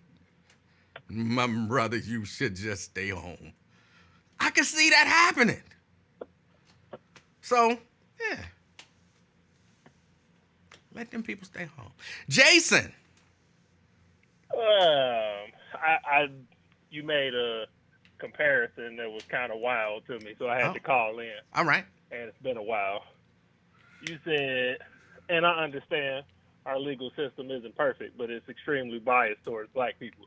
You said Kamala Harris prosecuted some black folks versus Donald Trump said he wanted some to do the death penalty. Mm-hmm. There's a huge difference there. One actually took action, which I understand is her job. And, you know, it's a lot of brothers sitting in jail right now that probably shouldn't be there. But Trump just said. Mm-hmm. And it made me think, a while ago, you probably don't remember, you said you were going to sit down and piece together all the things that Donald Trump did against black people while he was in office. And I forgot to remind you that you never did that. Okay. Well, let me deal with issue number one. You're right. There's a difference between him saying and taking out a 4-page ad asking for a death penalty of some young black men and a prosecutor prosecuting some black men that, you know, hopefully she believes they committed crimes. All right? There's a difference. Of course, one of the main differences is he was not in power at the time. So the comparison isn't about exactly what they did. The comparison is about the mindset behind what they did. Because given power, it's reasonable to believe that Mr. Trump don't have no problem with a lot of injustices going on. Like, I don't remember his position on George Floyd, but I don't recall him coming out very strongly against those law enforcement officers who killed him. Do you? No. I thought presidents were supposed to, not saying they can't if they don't want to, but I thought they stayed out of that, and the best they did was, I'm going to send the Justice Department down there to investigate. I think, but actually, that also makes a point that if you have a president who won't send the Justice Department to investigate police misconduct, that's problematic. It is. But Trump did have 4 years in office, and I don't recall any bills, laws, or anything like that. You can correct me if I'm wrong, just anti-black people. I don't really want, like, I'm kind of, what did y'all say, afflicted? Because I don't like Trump. Like, I didn't like Trump before he ran. I watched him on TV one time, and I looked at him, and I was like, that dude's a piece of shit. But I also look at Biden the same way. That dude's a piece of shit. Well, so luckily, Biden's not running anymore. Even if he was. But he's not. Know. You said he's not? No. Well, I mean, I kind of view Harris in the same way. I watched a video the other day of her in a debate, and she got tore up. And the way she was just standing there, I don't like people that do stuff, and then their only response to them doing stuff is so. Like, okay, it happened, and that was her look, and that was her kind of her response too. Like, okay, and like you literally, this person literally called you out on some serious stuff, and she just kind of sat there like, So Do you recall what it was that she was called out on? blocking evidence that would have freed a man who didn't do the crime. Oh, that's she horrible. Knew she was doing it. Yeah, that's horrible. Like, and like if you was to say, she just stood there like the lady was blasting her, and she just kind of stood there, and the look on her face really pissed me off because she just was like, so. She didn't say it. Don't get me wrong. She didn't say so. But it's like, you know how somebody stands there real smug and arrogant, like, okay, and I did it, and ain't nothing going to happen. So what's your point here? That's the look she had, and I can't vote for somebody like that. And the fact that she said she was the first Asian American vice president. So Was she? you got to claim one. You got to claim them all. I wouldn't be mad if she said, "Look, I'm blazing," or whatever they say. All right, cool. Then you can branch off from there. Yeah, I would be but mad when you about just strongly pick one, huh? No, I would be mad about that. I'm for. What's wrong with blazing? Hold on, they call themselves blazing. Yeah, I don't like that. I would be for. Saying, look, I'm black, I'm Asian, add all that stuff in there, as opposed to I'm not black, I'm not Asian, I'm not this, and then combine it all. No, you're all of it. That's what I mean. If she would have said it first, like I'm all of this, and then branched off, like you can't just play the black card and then humbly back off and be like, change my mind. Did she play the black card? I mean, this is a question. If you are, say black and Indian, but you grow up and whatever, embrace your blackness. And so people look at you and they identify you as black, and you just roll with it because, you've grown up in blackness. But then somebody asks and you're like, hold on, I'm Indian too. You know what I'm saying? Ain't her mama Indian? Nah, she didn't say too, but her mama's Indian. Yeah, I'm saying, so like she grew up Jamaican. with. So does that make you black? Aren't Jamaicans Jamaicans? They black. People are black Americans. The black ones are black. Yeah. Oh, I didn't know. I thought all Jamaicans were of African descent and just called themselves Jamaican. No, some white people live over there in Jamaica, born and raised. They don't count. That don't count. They go and birth everywhere and call themselves whatever they want. There's white people born in Japan. I swear to God, they Japanese and they white as hell. But they don't count. But no, you black if you are a black Jamaican. You black. All right. Okay. I'm not arguing. I'm just that was more like a knowledge for me. Because in my head, everybody in Jamaica that's from Jamaica is black because we know how the slave trade works. So they just kind of dropped them off over there and then left. All right. But look, and again, I'm not telling you, Jason, vote for Kamala. I'm not telling you vote for Trump. You do whatever it is that you feel is right. I'm probably independent again. Huh? I haven't seen any of their candidates. I don't even know if independents are running this year. Yeah. I think they might be sitting out. Yeah, Robert Kennedy Jr. is running. I was about to call him Cornell Howard. Cornel West is running. I think the Libertarians have a candidate. I don't know who it is. But yeah, no, there are definitely independents running. I have to check that out. Have you been following wrestling? Of course. You got to kind of settle an argument why the second person isn't here. All right. My friend has gone crazy over Liv Morgan. Can you give me your top 5 female wrestlers based on looks? Ooh, that's difficult. That's not difficult. You just have to pick 5 of them. I can give you mine. Okay, give me yours. But he disagrees with a few of them. Okay. I would say number 1, Bianca Belair. Number 2, Jade Cargill. I would flip those two. Parker. Well, I would. I'm gonna That's pause my you. list, not yours. Well, hold on. Because I had to think about it out loud. I would definitely put Jade Cargill up there above Bianca Belair, but Bianca wouldn't be number 2. But go ahead. Parker from NXT, Lola from NXT, and the 5th one, no, Tiffy number 3, Parker, Lola, and that rounds out my top 5. I don't know. I don't watch NXT. Don't know why. I just can't get into it. So I don't know about that. Because it's like a generic wrestler. But they do have some decent people over there. I believe they do. Yeah. But I would definitely say Jade is up there. I would put what is her name? But just so you know, all mine would be sisters.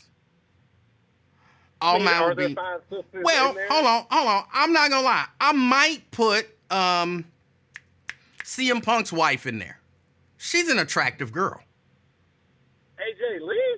AJ is an attractive girl. Oh, I see you go crazy too. I might put just the current crop. What's the Puerto Rican girl? Ooh, the one that run with Rey Mysterio? Yeah. I know who you're talking about, but her name is it's getting away from me. I can't think of her name. But yeah, I might. She's from Dominican, and she. I thought she was a Dominican, or not Dominican. Yeah, she is Puerto Rican because she be wearing that little flag. Yeah. She's up in there. I would put. What was her name? Jackie.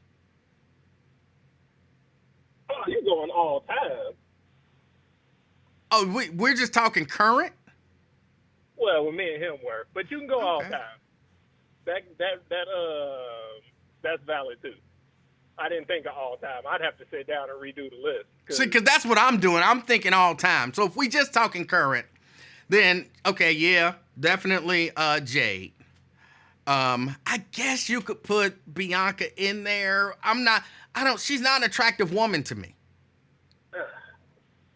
Go on, put your girl Naomi in there. Oh, definitely Naomi. What spot? 1 or 2? Cargill can't be number 1 if Naomi's number 1. No. Cargill is number 1. Naomi would be right now, I guess, number 2. I don't know, man. Just off the top of my head, I can't even call it. But I didn't hear no Liv Morgan, and he keep putting Liv Morgan up in like the number 2 spot, and I was like, man, you must be crazy. Yeah, no, I wouldn't put Liv Morgan in there. I will put the Put her at Puerto the top Rican 10. girl. I will put her in there before Liv Morgan. Even though AJ ain't currently wrestling, they trying to get her to come back. I will put her in there before Liv Morgan. I would put Mommy. In the top 5? I would put yeah. See, I had her at like 6. It just depends on how she looked at the time. When she grew her hair back, I was like, okay, that's an improvement. I mean, I hate when people say this, but for a Caucasian woman, she got a nice little body on her. She sure do. She's stacked. I know. Yeah. I know who doesn't skip gym day. Yeah. So I don't know why. I just noticed that recently because I don't really be looking at, Caucasian women like that because I'm much more attracted to darker skinned black women. So I don't really look at Caucasian women hardly ever. But it was something that she did, and she turned around, and I was like, oh, I didn't notice that. So yeah, but I don't know. What about Bailey? No. At all? Boy. No. Bailey, but only because recently Bailey has picked up a little weight, which I knew was gonna happen. Before she picked up the weight, she wasn't body wise, she wasn't bad. So you don't like Bailey with the weight? No. To each their own. I can't knock it. Zelina Vega. It just jumped out. Okay, Thank you, Les. Zelina Vega. Back in my head. That was killing me not to be able to think of her name. I appreciate it because it was killing me too. But I think she's an attractive girl. Yeah. She is. It's something like her face is a little too thin for me, if that makes sense. That makes sense. But wrestling-wise, she's pretty good. Some of the females that they don't give a push to, like they got the tag team title sitting in the hands of two females that sound like they talking with mashed potatoes in their mouth, and it really bothers me because they have not wrestled one match for those titles since they got them. And it's like, if you just wanted belt warmers, why didn't you just strip Belair or Jade? They say Jade still ain't getting her ring stuff together. So why didn't you just say she hurt herself and put her on vacation and then have her practice and put the tag team titles up?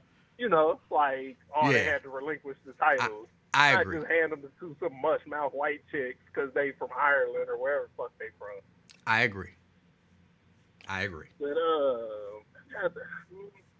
I think that's about, the other day I was talking about guns. And I, as a gun person, I would kind of like you not to talk about guns on your show no more. Because you be having people that get on here and type, and they don't know what they're talking about. If I'm shooting at somebody and I have an AR, I guarantee you got to get 300 yards before I can't tag you in your ass cheek. And again, I've never shot an AR, but I might get a chance to do this weekend when I think about it. I've never shot an AR, so I can't really say. I don't know. But if it's a dialed-in AR, you are tagging somebody from way off in the distance. The experts, so-called experts, are saying that is not a good weapon to attempt 150-yard shot. I don't know what kind of ARs they're using, because mine, it is. Now, if you picking your weapon and you say, ooh, AR versus an actual sniper rifle or a rifle, all right, yeah, you got a point there, because now you have a better option. But just, like, if you wanted to take the shot, yeah, very accurate. Okay. They have people that shoot them boys at 200 yards and get a damn good grouping. All right. But other than that, I think I missed the wrestling report this week with Brett. Should have been nothing, no way. Maybe he'll call in now that I said his name. Hopefully he don't call in all upset and talking bad about me. We won't let that happen. He gonna do it. He always slide his little jokey jokes in, but I think that's all I had. All right. I appreciate you. All right. Yep. All right. And my OSHA, just so you know, look, I'm all about openness and transparency and communication. Mrs. Livingston is well aware of the fact that I can't call nobody's name today, but she is well aware of the fact that Rhea Ripley is being watched when she's on the television. I have these conversations. Y'all don't understand. I talk. I communicate. You know what I'm saying? We get everything is on the table. So she know that when Rhea Ripley is in the ring, walking to the ring, doing anything, I'm looking. And she all right with it. Because it's just looking. Brent. I don't know what to say. Oh, well, that's good. I'm glad you and Mrs. Livingston have that understanding on wrestlers or female wrestlers and everything. But oh well, to each his own. Yeah, I told y'all, Mrs. Livingston woke me up once because Bianca Belair was coming out and I had fallen asleep. She was like, "There's your girl. I know you want to watch her, so whatever." Because she ain't worried. Did she say, "There's your girl," or "There's your girl"? We better wake up so you can see her go down to the ring. No, she did not say the latter. No, she definitely didn't. Trust me, she ain't worried about nobody. Oh yeah, I definitely hear you on that one. What was going on? Oh, Facebook Jason said my name, and my name ain't Joe Hendry, but hey, I'll pop up and say something about wrestling. I want to talk to, hello, LaDonna. It's time for the wrestling report. But I only want to talk about one match in particular that I saw on Wednesday. Did you happen to see AEW, their Blood and Guts match? I didn't. Yeah, and for those who don't know, their Blood and Guts match is similar to, well, it's a rip-off of the War Games Match Beyond from the old NWA days. Okay.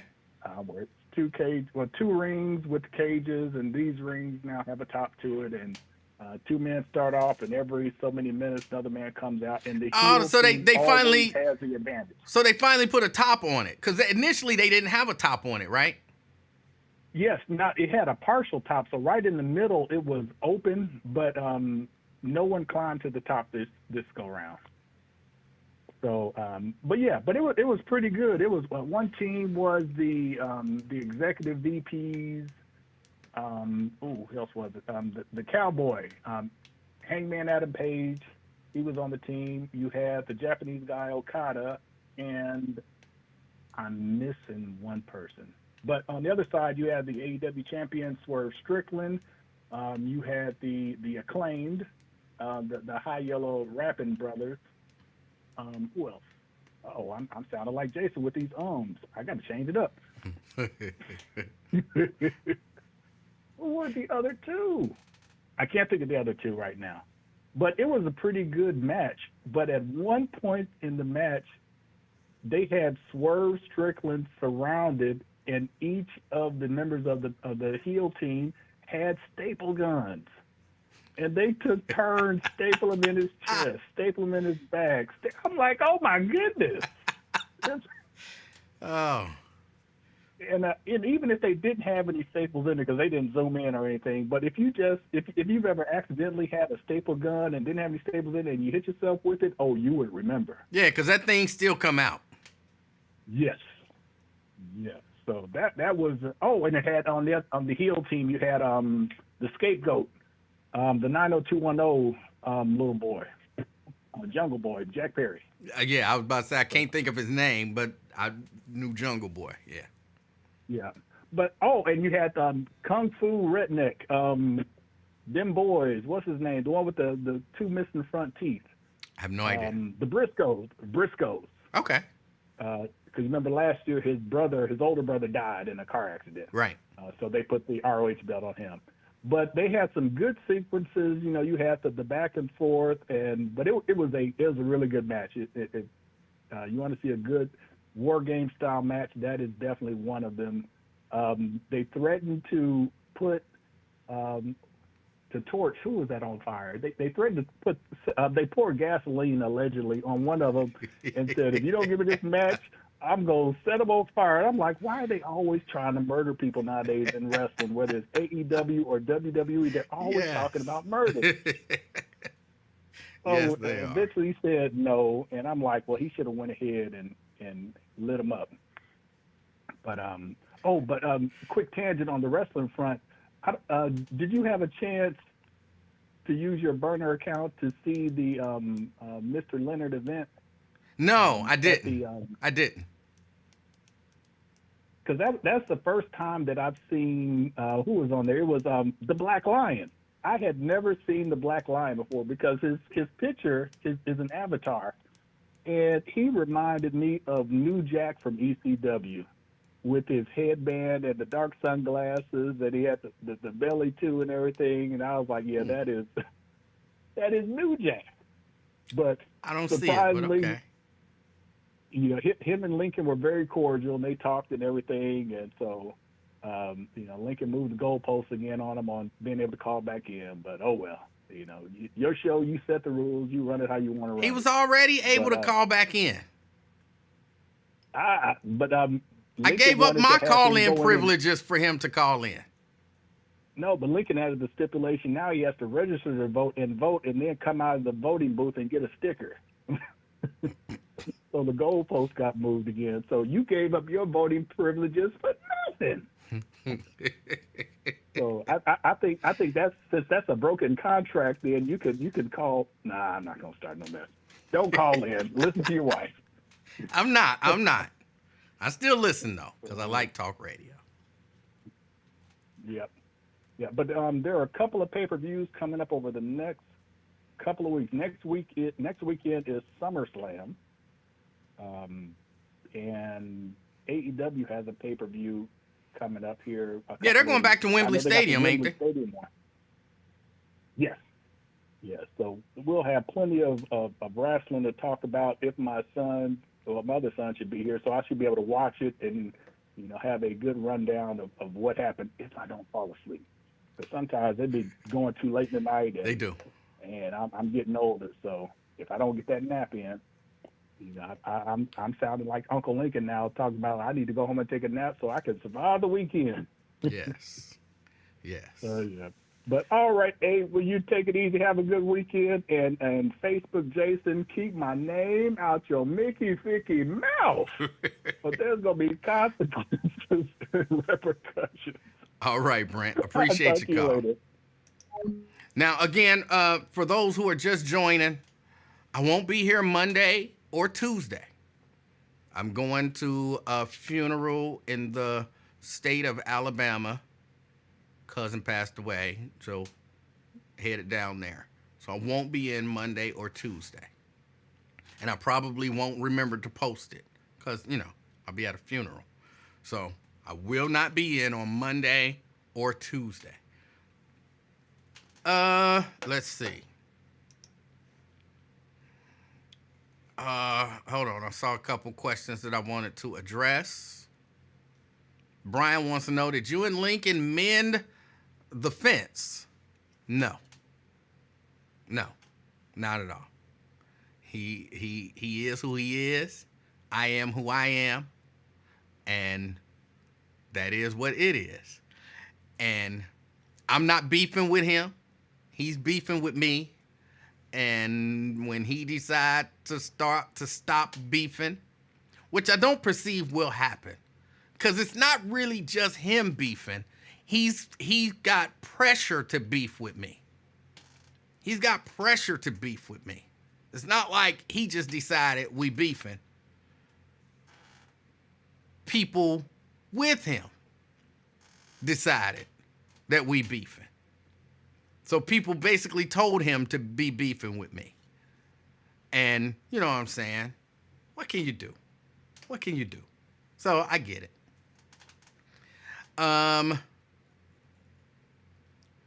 Let's see. Mayosha said, you beefing with the whole Ware family. I am not beefing with anybody. I'm not beefing with anybody. Daryl says, you called his daughter Big Face. I did not. I didn't say anybody's name. I didn't say anybody's name. Even though I was talking about his daughter. But I didn't say anybody's name. Let's see. I think Nate said, asked a question about the account. No. I'm blocked. Actually, a few of my accounts are blocked. A few of my accounts are blocked. And Mrs. Livingston said, look, I know you having fun because you enjoy stuff like that. I know you having fun, but just let it go. Just let it go. So I said, okay. And I just let it go. So I don't watch his show online anymore. LaDonna says she knew you meant her. Yeah, I didn't say it to be secretive. But in a court of law, you can't prove that I was talking about her. Well, you could now because I've admitted it, but no. You have to be strategic. Trust me, there's a reason why I do the stuff that I do the way that I do it.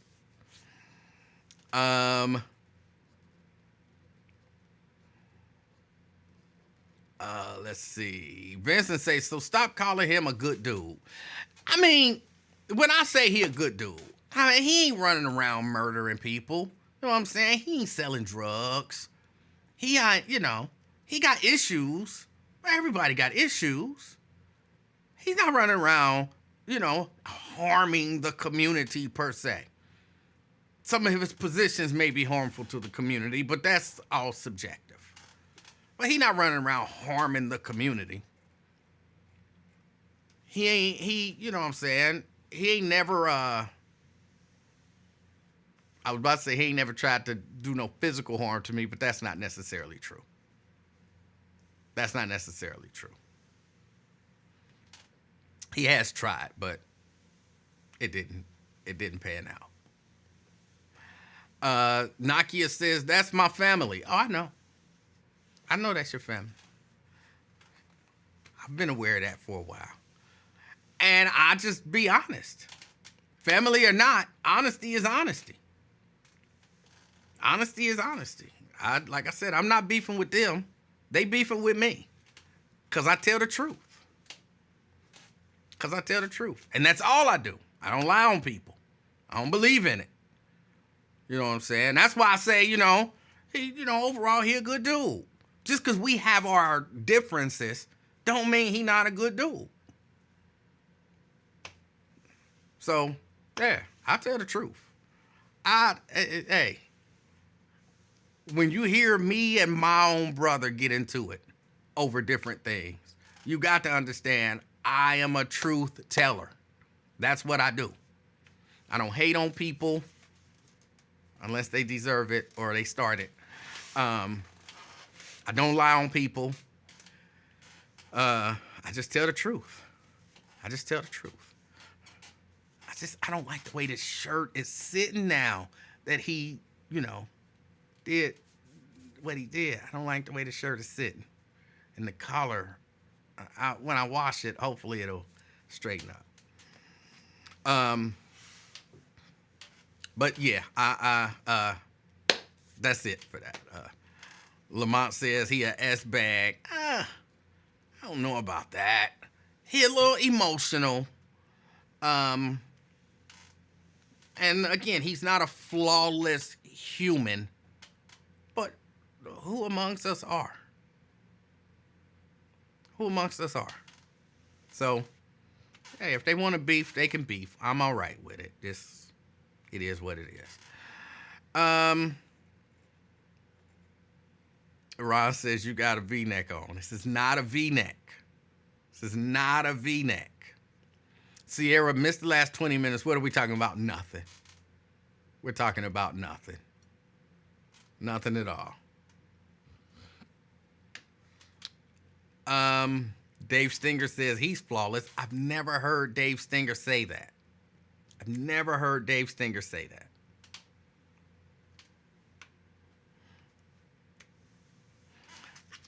Let me see. I got to get ready to get out of here. LaDonna says it's silly. What's silly? I don't know what's silly. What we're talking about. The beef is silly. If you say it's nothing, it must be something related to a beef. People, I don't even know how it came up. Somebody asked me if I was using a burner account to watch Lincoln's show, and I'm like, whatever. I no, not anymore. So, that's it. The real beef started. The real beef started because I told Raven the truth. That day when he said, something about she could do a better job producing his show, but she wouldn't do it because she wanted to take his job. And that reminded me of him saying that exact same thing about me before he sicked those people on me to try to get me fired. And I don't want to see Raven go through that. And so I just told Raven, all I did was I cautioned her. Watch yourself, cover yourself, you know what I'm saying? Be aware of what's going on. And what I meant by that is all the stuff that I went through could have been squashed real quick if when I found out about it, if I would have just taken some precautionary steps like recording myself screening certain callers. So when they said that I said certain stuff, like I said, we don't let pink people on the air.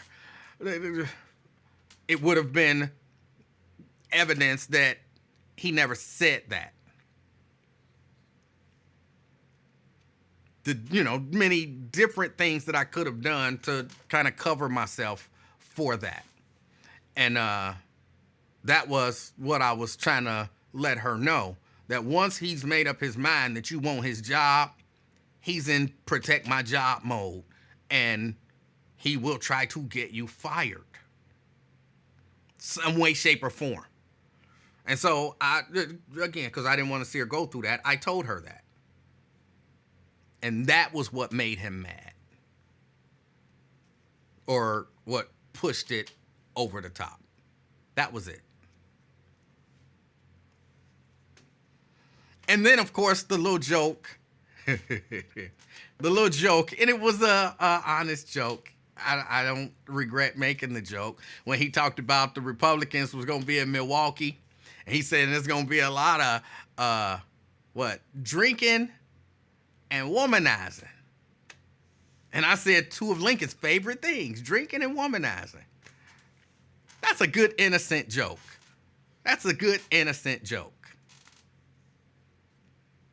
You disrespecting my wife. Ain't nobody disrespecting your wife. So are you disrespecting all of those Republicans' wives? No, you made a joke. I made a joke. You be disrespecting my wife. How is that disrespecting your wife? And then that was when his daughter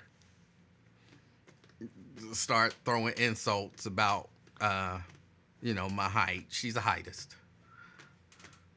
And she started throwing insults about my height. So I start throwing jabs about her weight. That's it.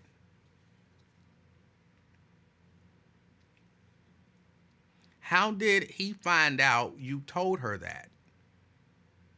Because I did it on the live stream. When he said that, I commented on Facebook, hey, when he get to this point, he's thinking of ways to fire you or to get you fired. So that's it. That's how. I don't do stuff, try to sneak stuff and do stuff behind people's back and all that kind of stuff. I'm a straightforward dude. So yeah, I like to do it right in front of your face so there's no confusion about what I said. Because, you tell somebody something and then they tell somebody, and then eventually when it get to the person, it's something other than what you said. Like, no, me? Like, I'm Shahara, you a heightist. You're a heightist. Period. So I wouldn't tell somebody else that, and then eventually it come to you, and then, Emanuel said that you wanted to put all the short people in the internment camps and blah, blah, blah. You're like, no, he didn't say that. He called me a heightist. That was the extent of it. So that's why, I typically say what I'm going to say and make it clear and say it to your face or where you can hear it so people can't, blow it up into something else that it's not. You can blow it up in your mind if you want to, but, I'll be honest with people. Vincent says there was definitely no confusion on what was said that day. Absolutely not. For instance, on the whole womanizing comment, after he read it silently while moving his lips, he cussed you out before he went back to the show like nothing happened. Oh, he's done that in person too. We was about to fight one day. We really was gonna fight if he would have swung. Yeah, we was gonna fight that day. And Jerry jumped in between us. And then I looked over and I was like, 10 seconds. And I ran back to my area, and he ran back to his area, and we went on the air, and nobody would have ever known anything happened. It's one of the funniest things ever. And I was not the one who said that he had sex, or Gleno had sex with his mama, or that Gleno was his daddy. I was not the one who said that. Gleno said he had sex with his mom. He said they used to be lovers. I think J Love was the one who said, so you could be his daddy. I didn't say that. Now, I played the promo that said it. Oh, I suggested later on that he should find out for sure. But I don't ever recall saying that Gleno was his daddy. I don't ever recall saying that. I do recall playing the promo a whole lot. Oh, he was so mad. He used to come down and run down. So I done told y'all that story. But it makes me laugh every time. Myosha says, you said that. No, it wasn't me. It wasn't me. It was Jay who said it. It was Jay who said it. I remember putting the promo together. And Jay said that he could be the daddy. But Gleno was the one who said, me and his mother, we were lovers. Gleno said that.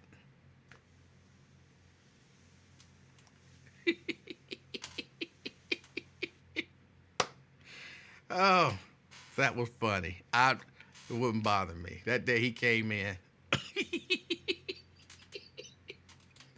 It told me he almost got into a fight at White Castle. Because the person at the window, he got his coffee, and the person at the window said, hey, Lincoln Ho. He was mad. I was gonna throw my coffee in his face. I'm gonna throw my coffee in his face. Why? Why would you throw your coffee in somebody's face because they call you Lincoln O? Oh, that is hilarious. And how is that your weapon of choice? How is hot coffee your weapon of choice? I don't understand. Oh, boy. Y'all don't understand. Y'all don't understand. And these are all good memories as far as I'm concerned. These are all good memories. All the arguments, all of the fighting, all of the back and forth, those are all good memories. He might not view them that way, but I view them that way. All right, y'all. I got to get out of here. Janice says, Gleno should have been slapped in the mouth for kissing and telling. I forget, but he was put in a position to act. The question was asked, because it was innocently done. It was a story or something about Gleno knowing Lincoln as a child and having been over Lincoln's house as a child and something or another. I can't remember exactly what it was. And if I recall correctly, Jay was provoking it with the questions. And it was absolutely hilarious, but Jay was provoking him with the questions. And Gleno was going to be honest. And Gleno tried to avoid answering the questions directly about why he would have been over Lincoln Ware's house when Lincoln was a child. He tried to avoid answering the question directly, but then eventually Jay pinned him down, and he finally had to admit, because he hesitated even admitting it. We were lovers. So he didn't even do it like, hey, Jay, let me tell you the story when I used to bone Lincoln mama. You know what I'm saying? It wasn't like that. It was like, okay, you caught me. Yeah, we were lovers. All right?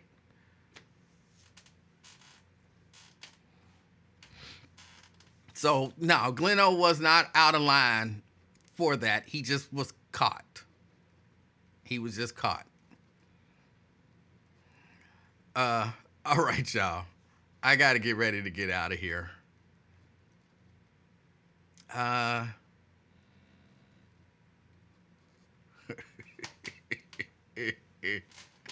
might have said it, Myosha, in jest.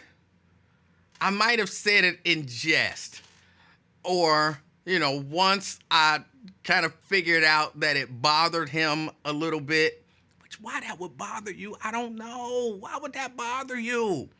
If you know that ain't your daddy, why would you be bothered? But I might have said it in jest. And he be taking. So I told y'all he's an emotional guy. And so he takes stuff a little too serious. Depending on what the subject is.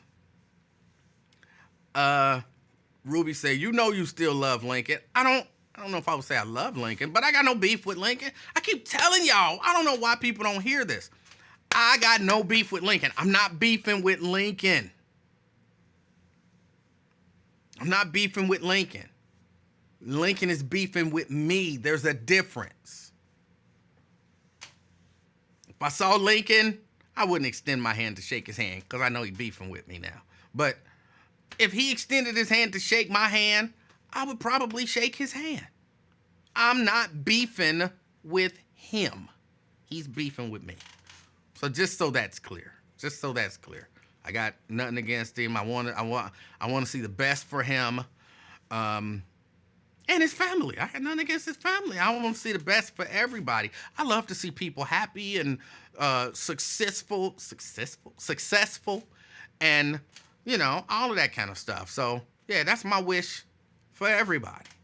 For everybody, that is my wish. Which is why, as I'm out and about this weekend, which is why, as I'm out and about, Shahara says, did you see what I said? I did not. Hold on, let me go back and look. I gotta go look.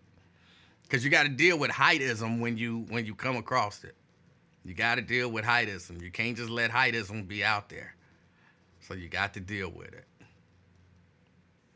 But the fact you even made a promo is wild. No, that's what we did back in the day.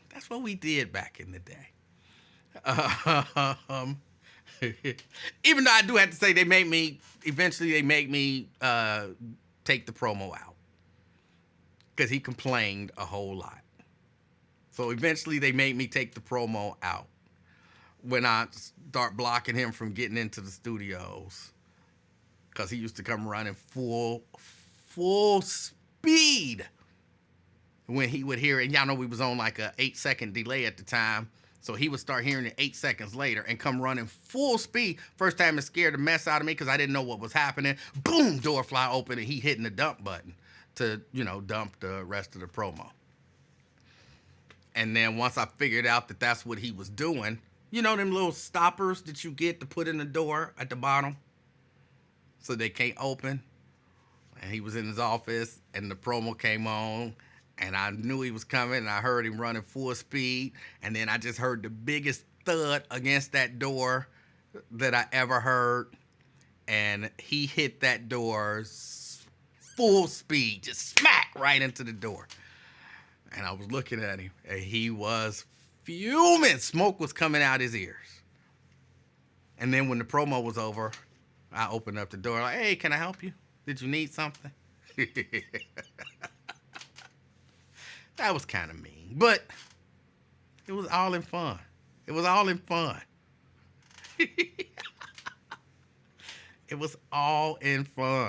But yeah, they made me delete the promo. They made me delete a number of promos.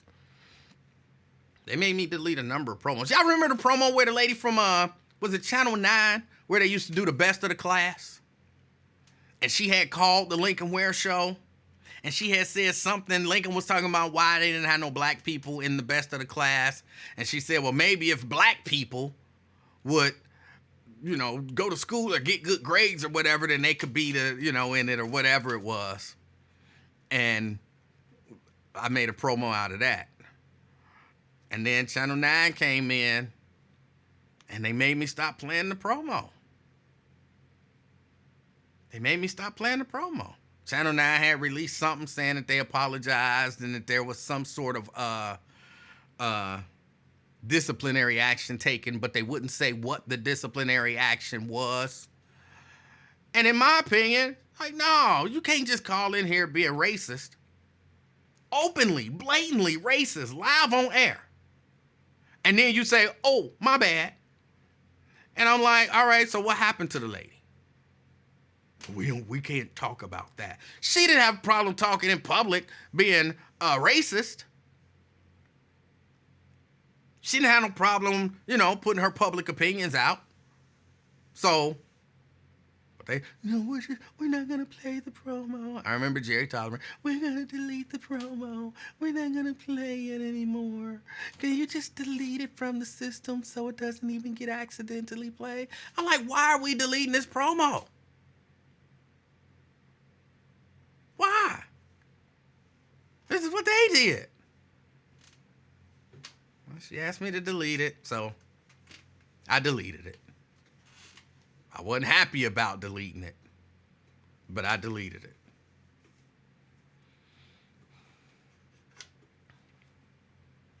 Axe Black said, damn, you still bitter? I don't know that I'm bitter. It's just, I remember it. And I guess maybe racism makes me bitter. Yeah. So yeah, I'm bitter. Yeah. Racism, heightism, they make me bitter. So yeah, I am. I'm bitter. And they made me delete the Zakiya trapped in the bathroom promo. They made me delete the Zakiya trapped in the bathroom promo, which was one of my favorite promos. It was one of my favorite promos ever. Y'all remember the story about Zakiya trapped in? Because that was when R. Kelly had that little series, Trapped in the Closet. And Zakiya called in to tell her story of abuse, which is why they made me delete it. They was, we can't be laughing at abuse. But she had went to the bathroom and whoever she was with was abusive, and they had turned the locks the opposite way. So when she went into the bathroom, they locked her into the bathroom. And she was telling Lincoln about it. And Lincoln was in there with, it's not funny, but I remember it, so it makes me laugh. Lincoln was in there with Dr. John Thomas. I don't remember why he was in there. They was kind of giving advice and stuff. And she went on to telling the story about being trapped in the bathroom. And look, one of my things was I like to make Lincoln break. I liked to make Lincoln break at inappropriate times. And I think I can only remember it happening that one time. I can only remember being successful one time. And that was with Zakiya. And as Zakiya was telling the story, because y'all, I know y'all know, but when you're sitting there producing the show, I got a little, button and microphone in front of me, and I can talk in Lincoln's ear. It just comes out of one ear, and he can hear me. And so as he was telling the story, I was kind of commenting as the story was being told. And Lincoln could not grasp the fact that the doorknob had been turned around. And for whatever reason, he was really confused about that for a while. And then once I finally got him to understanding it, and then I kind of started picking with him as she was telling the story, he was doing everything in his power to not laugh, but he couldn't help himself. And I thoroughly enjoyed finally breaking Lincoln Ware to the point that he had to say, Emanuel, stop making me laugh. Because he was trying to take the story seriously. And I do remember her saying, she had to drink water out of the sink or something like that. And Lincoln was, that's good water. And I remember thinking, bro, that's that's not the point. But yeah, she was trapped in the bathroom for a few days. It was terrible. It was terrible. But yeah, they made me delete that promo too. I understand that one. They made me delete that one because it was kind of somebody. I could see somebody thinking that was making fun of domestic violence. So I understood that one. We ran it for a while though, but I understood that one. But yeah, I meant really for me, it was more less because I put the Trapped in the Closet music under it. I don't know if y'all remember that music, but it was some very distinctive Trapped in the Closet music, and so I put the Trapped in the Closet music under her telling the story, and then Lincoln losing it and trying to get me to stop making him laugh. It was absolutely hilarious. So yeah, they made me delete that one too. And I think those are the main ones that I can remember promos that they made me delete. I just used to have fun making promos. I used to have fun making promos. I did. The one where Gleno was asleep and Lincoln went to him and he was asleep and Lincoln was getting ready to hang up. And I was like, Lincoln, no, he's there. He's just asleep. He was like, no, he ain't there. He didn't say that out loud. He kind of, shook me off like, no, he there. I'm like, Lincoln, he is there. Listen. And he there. I can hear him breathing. And then eventually Gleno woke up and didn't know who he was talking to. Yeah, I'm about to go to Walmart. And so, yeah, that. And, of course, to clear my throat.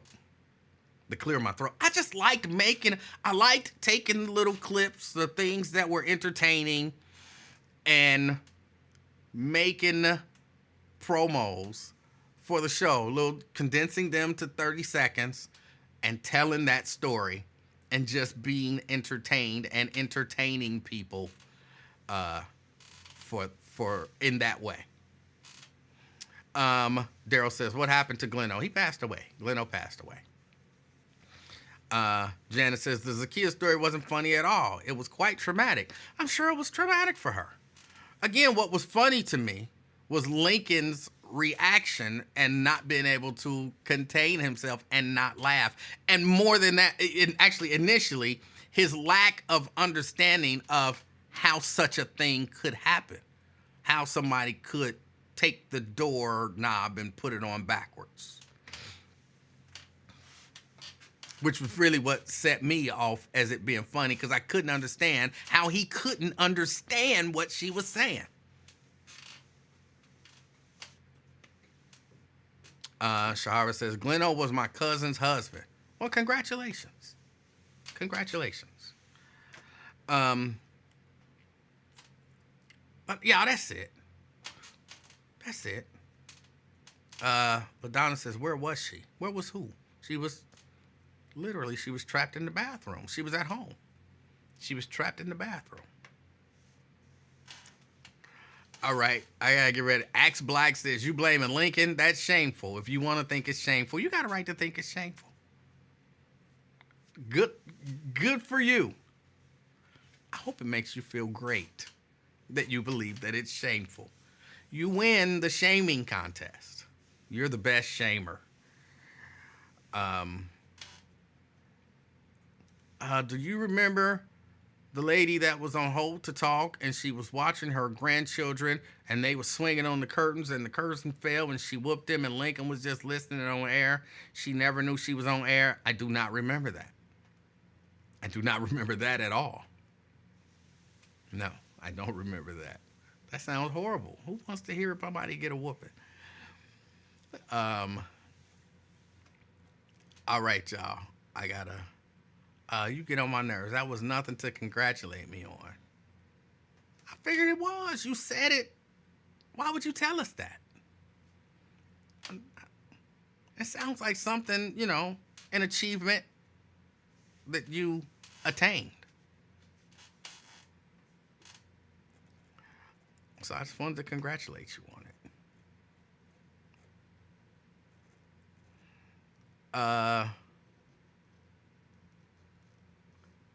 All right, y'all. I got to get out of here. Did you ever make a promo with Black Lion and Young Rocka dropping hot rocks on the teacher? I did. I did make a promo about Young Rocka. I did. Lewis says, do you consider yourself an instigator? Absolutely. Absolutely. Only for good. Only for good. For entertainment purposes. I am an instigator for entertainment purposes. That's it. Rick says, what about the wheelchair lady? Well, I depend. Are you talking about Sister Francis when Lincoln pushed her out the wheelchair? Which, by the way, he didn't actually push her out the wheelchair. I think everybody knows that.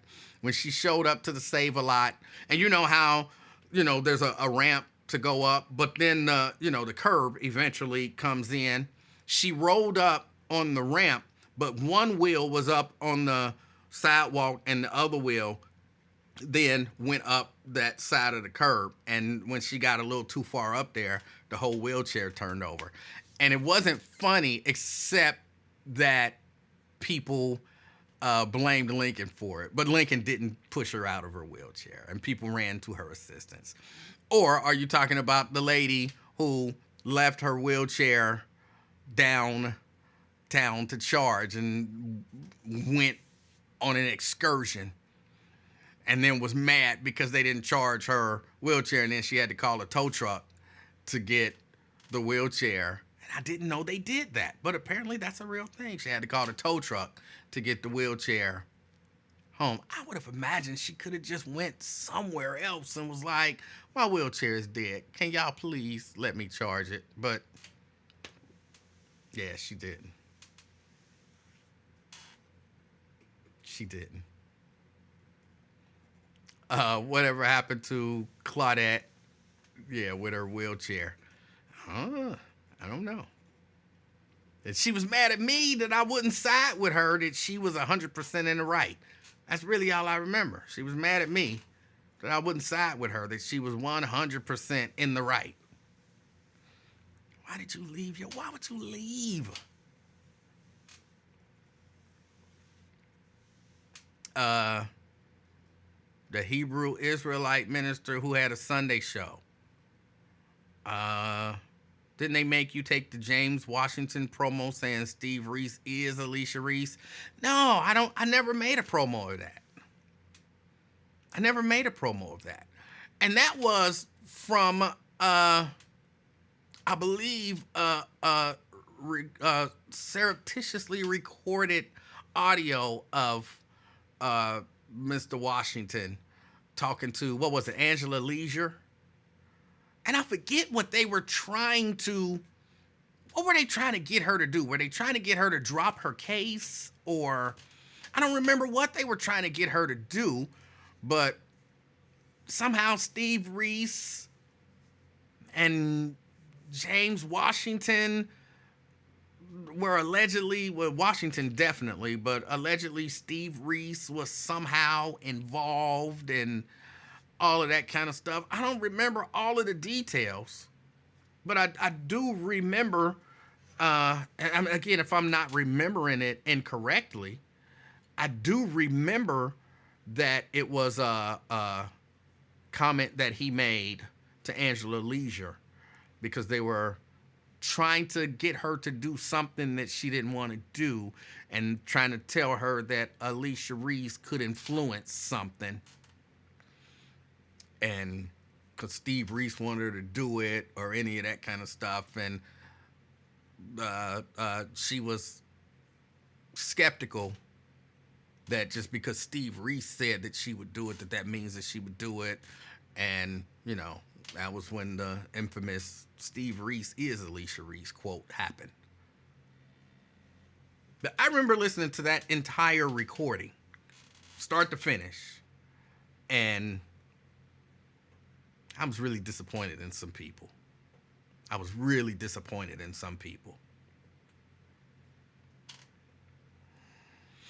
Shannon wants to know, do you have any beef with J Love? None. Not to my knowledge. None. I like J Love.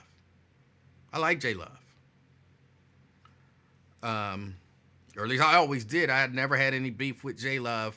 Well, that's not true. I had some beef with J Love at one point, but it was a very, very small window. I wouldn't even say beef. We had a disagreement. We had a disagreement.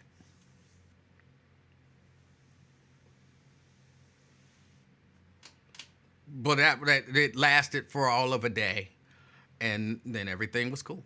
So no, I got no beef with J Love whatsoever. I hope he has none with me. I hope he has none with me. What about Julie Johnson? I got no beef with Julie. Now, I don't accept her as my friend anymore on Facebook, but that's a principle thing. But I saw her somewhere, and I want to say it was like Home Depot. And I was very happy to see her. I got no beef with Julie whatsoever. None. I wish her the best in life and all that kind of stuff. Julie is all right with me. Julie is all right with me. And before y'all ask, I won't accept her as my friend because she was my friend. She was my Facebook friend. And then she unfriended me. No explanation, no nothing. She unfriended me. I'm like, I didn't do anything. Why would she unfriend me? And, then she sent a friend request. And I don't, once you unfriend me on Facebook, because it ain't real. Once you unfriend me on Facebook, we're not friends on Facebook forever. Unless you got a legitimate reason why, you know what I'm saying? And then that would make sense. No, I was asking if your beef with J Love was about Julie Johnson. No, it was about you, Nate. The beef with J Love was 100% about you. Mayo says, you probably said something negative about cops. I don't think so. Because I don't talk negative about cops.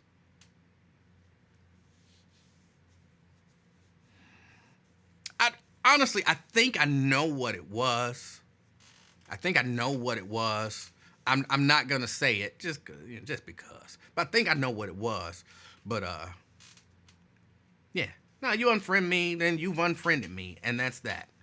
I mean, again, if you wanted, if it was an accident, because I see Diane said maybe it was an accident, then you could always call and you could say, because I believe she got my number. She should still have it. So, you could even send a message and you could say, I accidentally unfriended you. And then I would be like, oh, okay. I didn't know that. I thought it was, purposeful and intentional, and that'd be that. Mayo says, I remember that J Love Emanuel beef. Yeah, it was 100% about Nate. Tanika says, who haven't you had beef with, E-Man? I have beef with a whole lot of people. I haven't had beef with a whole lot of people. I'm actually, I won't say I'm friendly. I'm not friendly.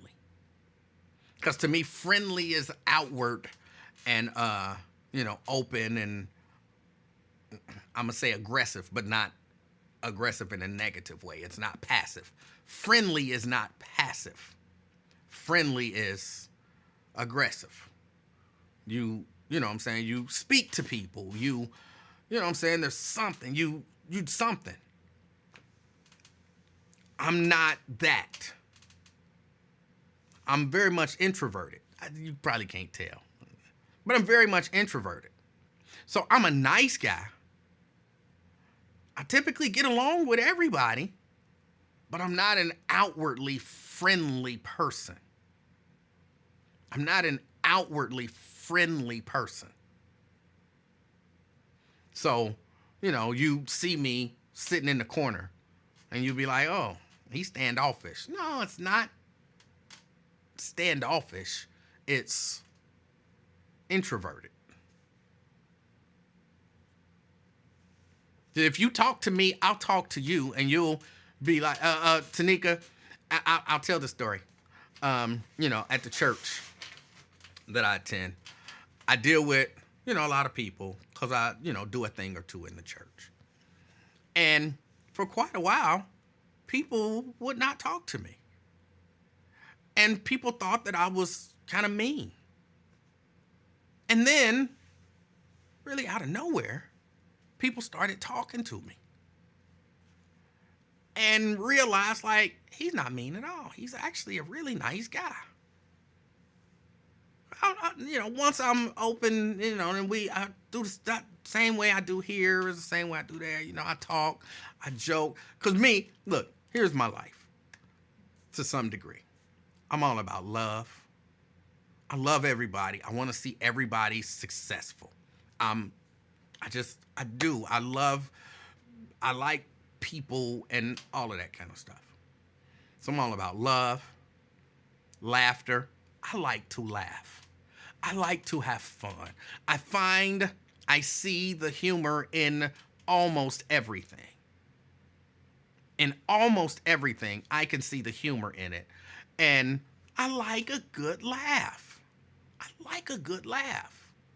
And logic.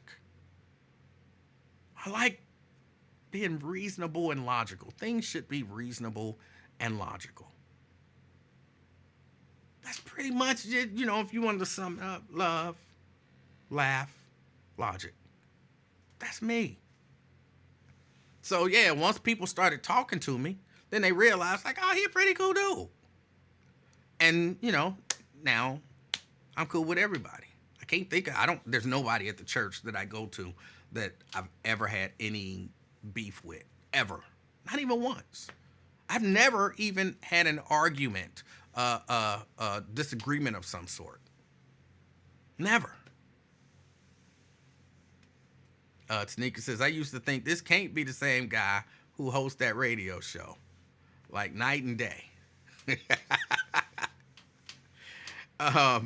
But yeah, no, I'm not friendly, but I'm very nice. But people take that lack of friendliness as standoffish and whatever.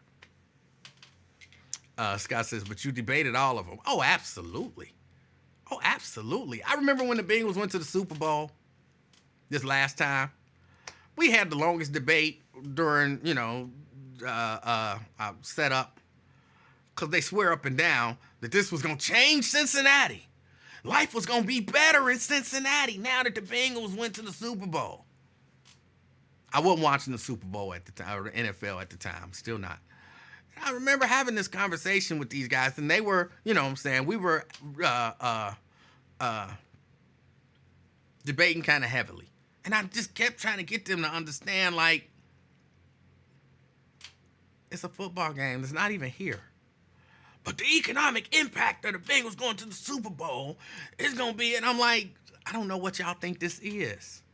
Your taxes are not going down because the Bengals went to the Super Bowl. Streets are not all going to get paved because the Bengals went to the Super Bowl. We're not getting the Olympics because the Bengals went to the Super Bowl. None of this stuff is happening because the Bengals went to the Super Bowl. Yeah, it's going to be more events going to be here. It's going to be more than I'm like, no, that's not. That's not going to happen. It's not going to happen. But I don't know how that turned into a long debate.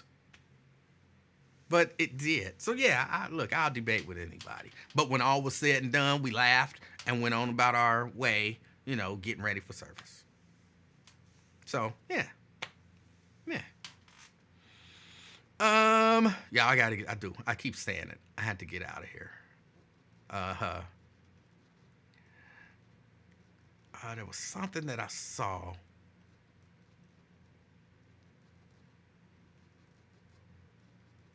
Yeah, I guess that's about it. LaDonna says, I'm like that. I'll go sit off alone. And I just watch people. I like to watch people. Will the TVs be working at the stadium this weekend? I saw something on social media that said yes. They said that they've been putting in all of the work, and I guess they've gotten all the TVs installed, and the TVs will be functional in the club suites and all of that stuff this weekend. So apparently whatever the people complaining about it, lit a fire under them. And sometimes that's what you have to do. Like, I be hearing people complaining about people complaining. I hear people complaining about people complaining.